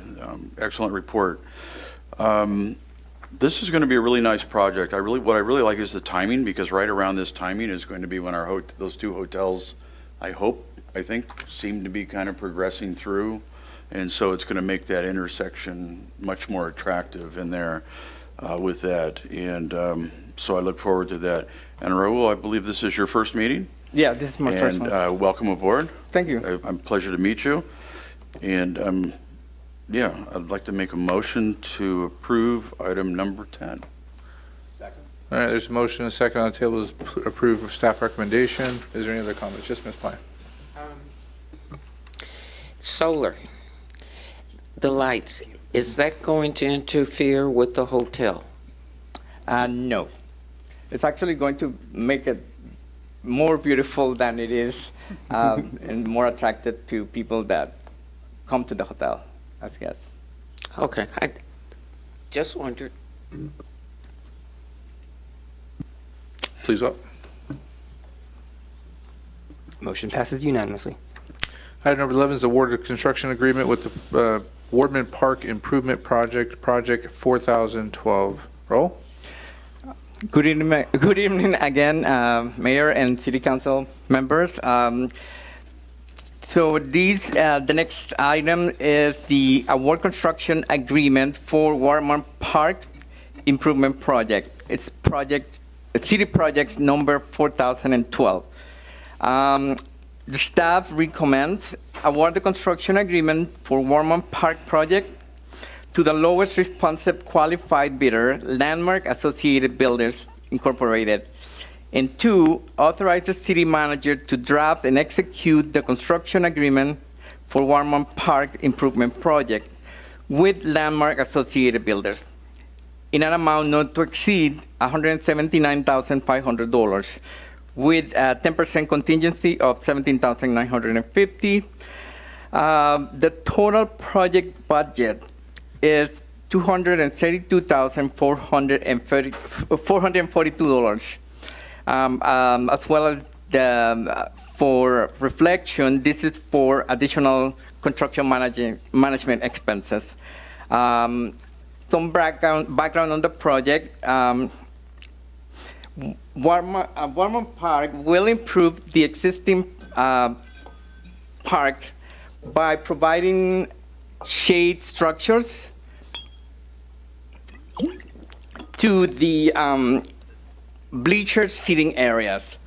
Right now, parents and families and friends and relatives that come to watch the Little League games don't have a shaded area where they can sit, and so this will provide that solution to their needs.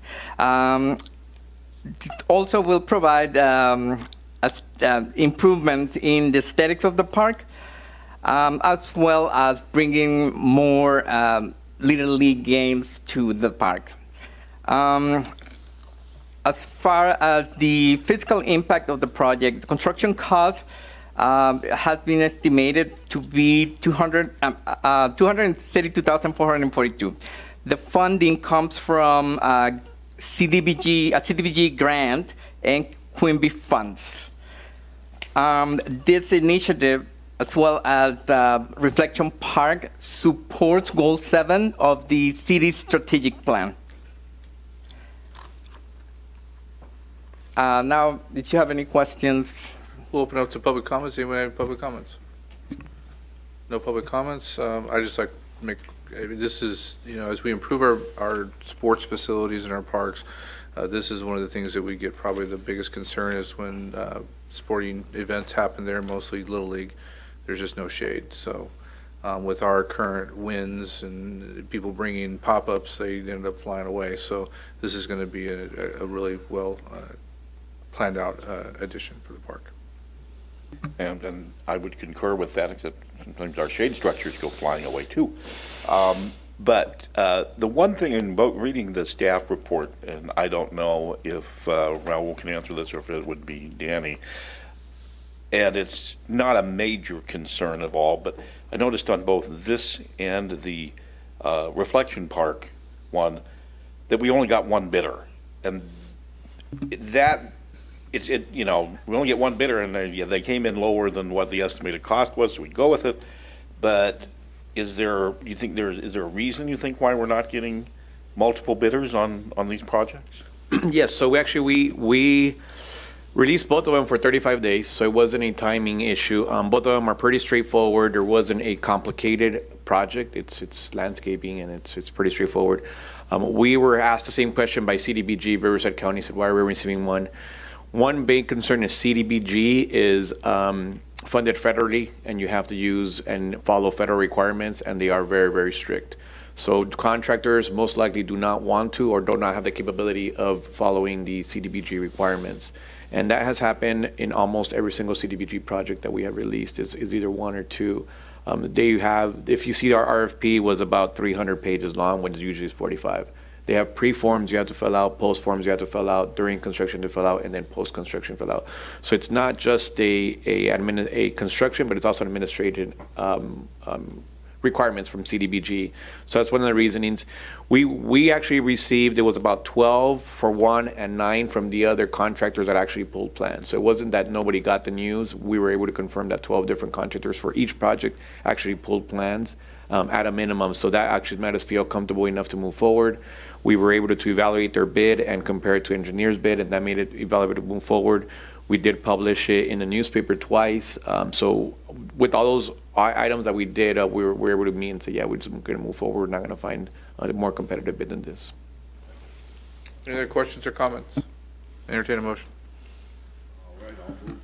I'll move that we adopt the award the contract for the agreement with the Wardman Park Improvement Project. Second. The motion and second, please vote. I have a question. No, I have a comment. I'm sorry. So I wanted to let you know, Mr. Garner, that both bids came below the engineer's estimate. So thinking to be like peace of mind in that regard. No, it gives me great peace of mind, and I appreciate you clarifying that, because, you know, when you only have one bid, it's tough. But they did come in below from what the original estimates were. So we're in good shape. Motion passes unanimously. Thank you very much. Move to item number 12, approval of the professional services agreement with Take 5 Entertainment for 25-26 downtown outdoor concert series. Ms. Cernick. Yes, good evening, Mayor, City Council. The monthly outdoor concert series is a key initiative to revitalize our downtown through live music, community engagement, and cultural programming.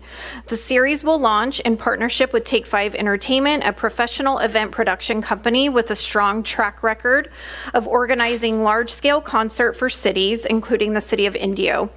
This concert series is an important part of the city's strategic plan to improve community livability, encourage economic development, and position Desert Hot Springs as a cultural hub within the Coachella Valley. By bringing people together through music in a welcoming outdoor setting, the series aims to foster stronger community connections, attract visitors, and support local businesses. The proposed series will feature 12 themed monthly concerts held on the last Saturday of each month, starting October 2025 through September 26. Concerts will take place along Pearson Boulevard, activating the downtown corridor with live music, vendors, and cultural activities. This complements the city's investment in public art, including the growing number of murals in the downtown, creating a cohesive and visually engaging cultural experience for attendees. Each concert will highlight a different musical theme or genre, showcasing high-quality tribute and original acts across rock, pop, Latin, Motown, and more. The concerts are designed to provide inclusive, multi-generational entertainment that engages all segments of the Desert Hot Springs community. So each concert will follow a consistent family-friendly format tailored to the season. Winter concerts will take place during the day, while summer concerts will be held in the evening to accommodate warmer temperatures. All concerts will include an opening act, a headline performance, food and beverage vendors, lawn games, and kid activities, creating a vibrant atmosphere for residents and visitors. So Take 5 will serve as a full-service production partner, managing all aspects of planning, coordination, and on-site execution. The total cost for the 12-month concert series is $132,000, which includes monthly production, entertainment, technical support, and logistics. Funding has been allocated in the approved 2025-26 budget. So staff is recommending to authorize the city manager to enter into a professional services agreement with Take 5 Entertainment to produce 12 monthly outdoor concerts in the downtown.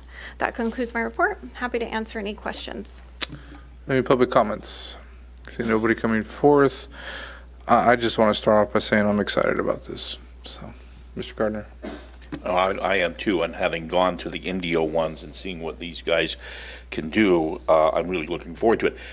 Do we have a venue yet, or a location, or are we still tossing that about? Yeah, we're exploring several different options in the downtown along Pearson. But they're bringing all of the stage and equipment and all Everything. of that stuff. Yes. It was in the report, but I would hope that as part of our downtown revitalization, we can eventually find a permanent location and do like Indio did and build a park with a stage and do this now on. So, I mean, let's just keep that one in the back of our mind as a possible end goal for all of this. That is the plan. So just for expectation's sake, as Roberta mentioned, we are working on what we have framed the temporary site. We have several options that we are looking at. The goal is to take this event off of the street. We do not want to impact street closures or have to have street closures. So looking at that, but the long-term plan as outlined in the strategic plan is a permanent event space in the downtown. Also wanting to note that this is going to be in the segment between West and Cactus. Anyone else have any questions or comments? Entertain a motion. All right, I'll move that we approve the professional services agreement to Take 5 Entertainment for the downtown concerts. Is there a second? Please vote.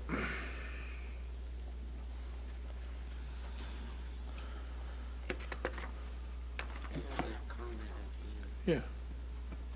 Motion passes unanimously. Go ahead. No? Go ahead.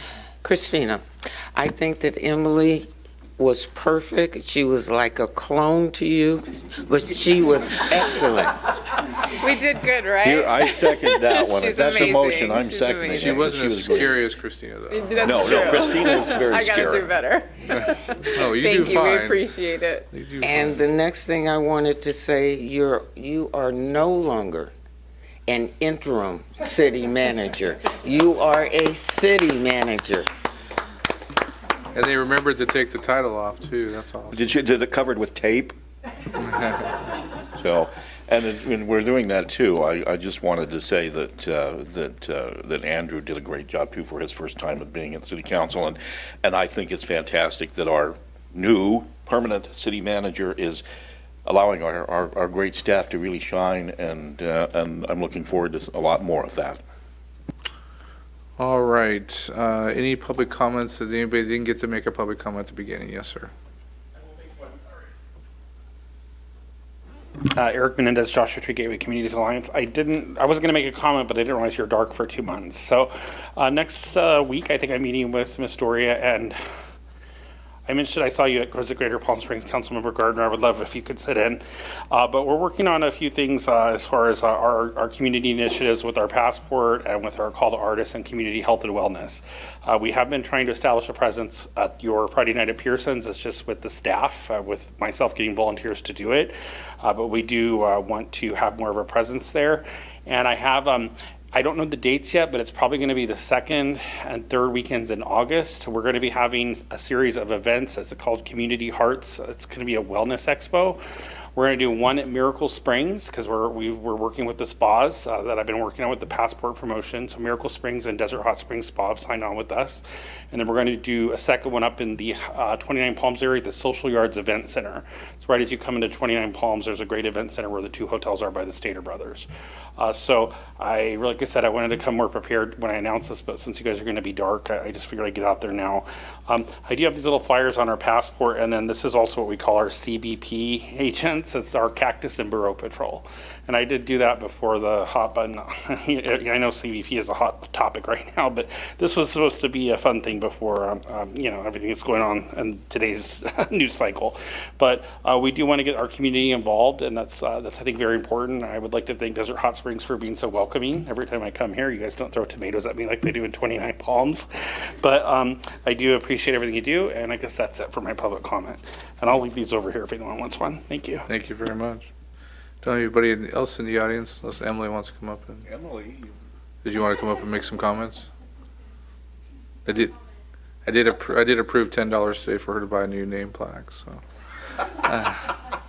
not that it really was my authority, but with no other public comments, and before we adjourn, just a reminder that the City Council will not meet again until September as we go dark in the summer, unless there's an emergency meeting called for any reason. We'll follow those parameters. The Planning Commission will meet on June 8th, and the July 8th, the Planning Commission will meet, and the Public Safety Commission is dark for the rest of the summer also. With that, we are adjourned. Enjoy your summer.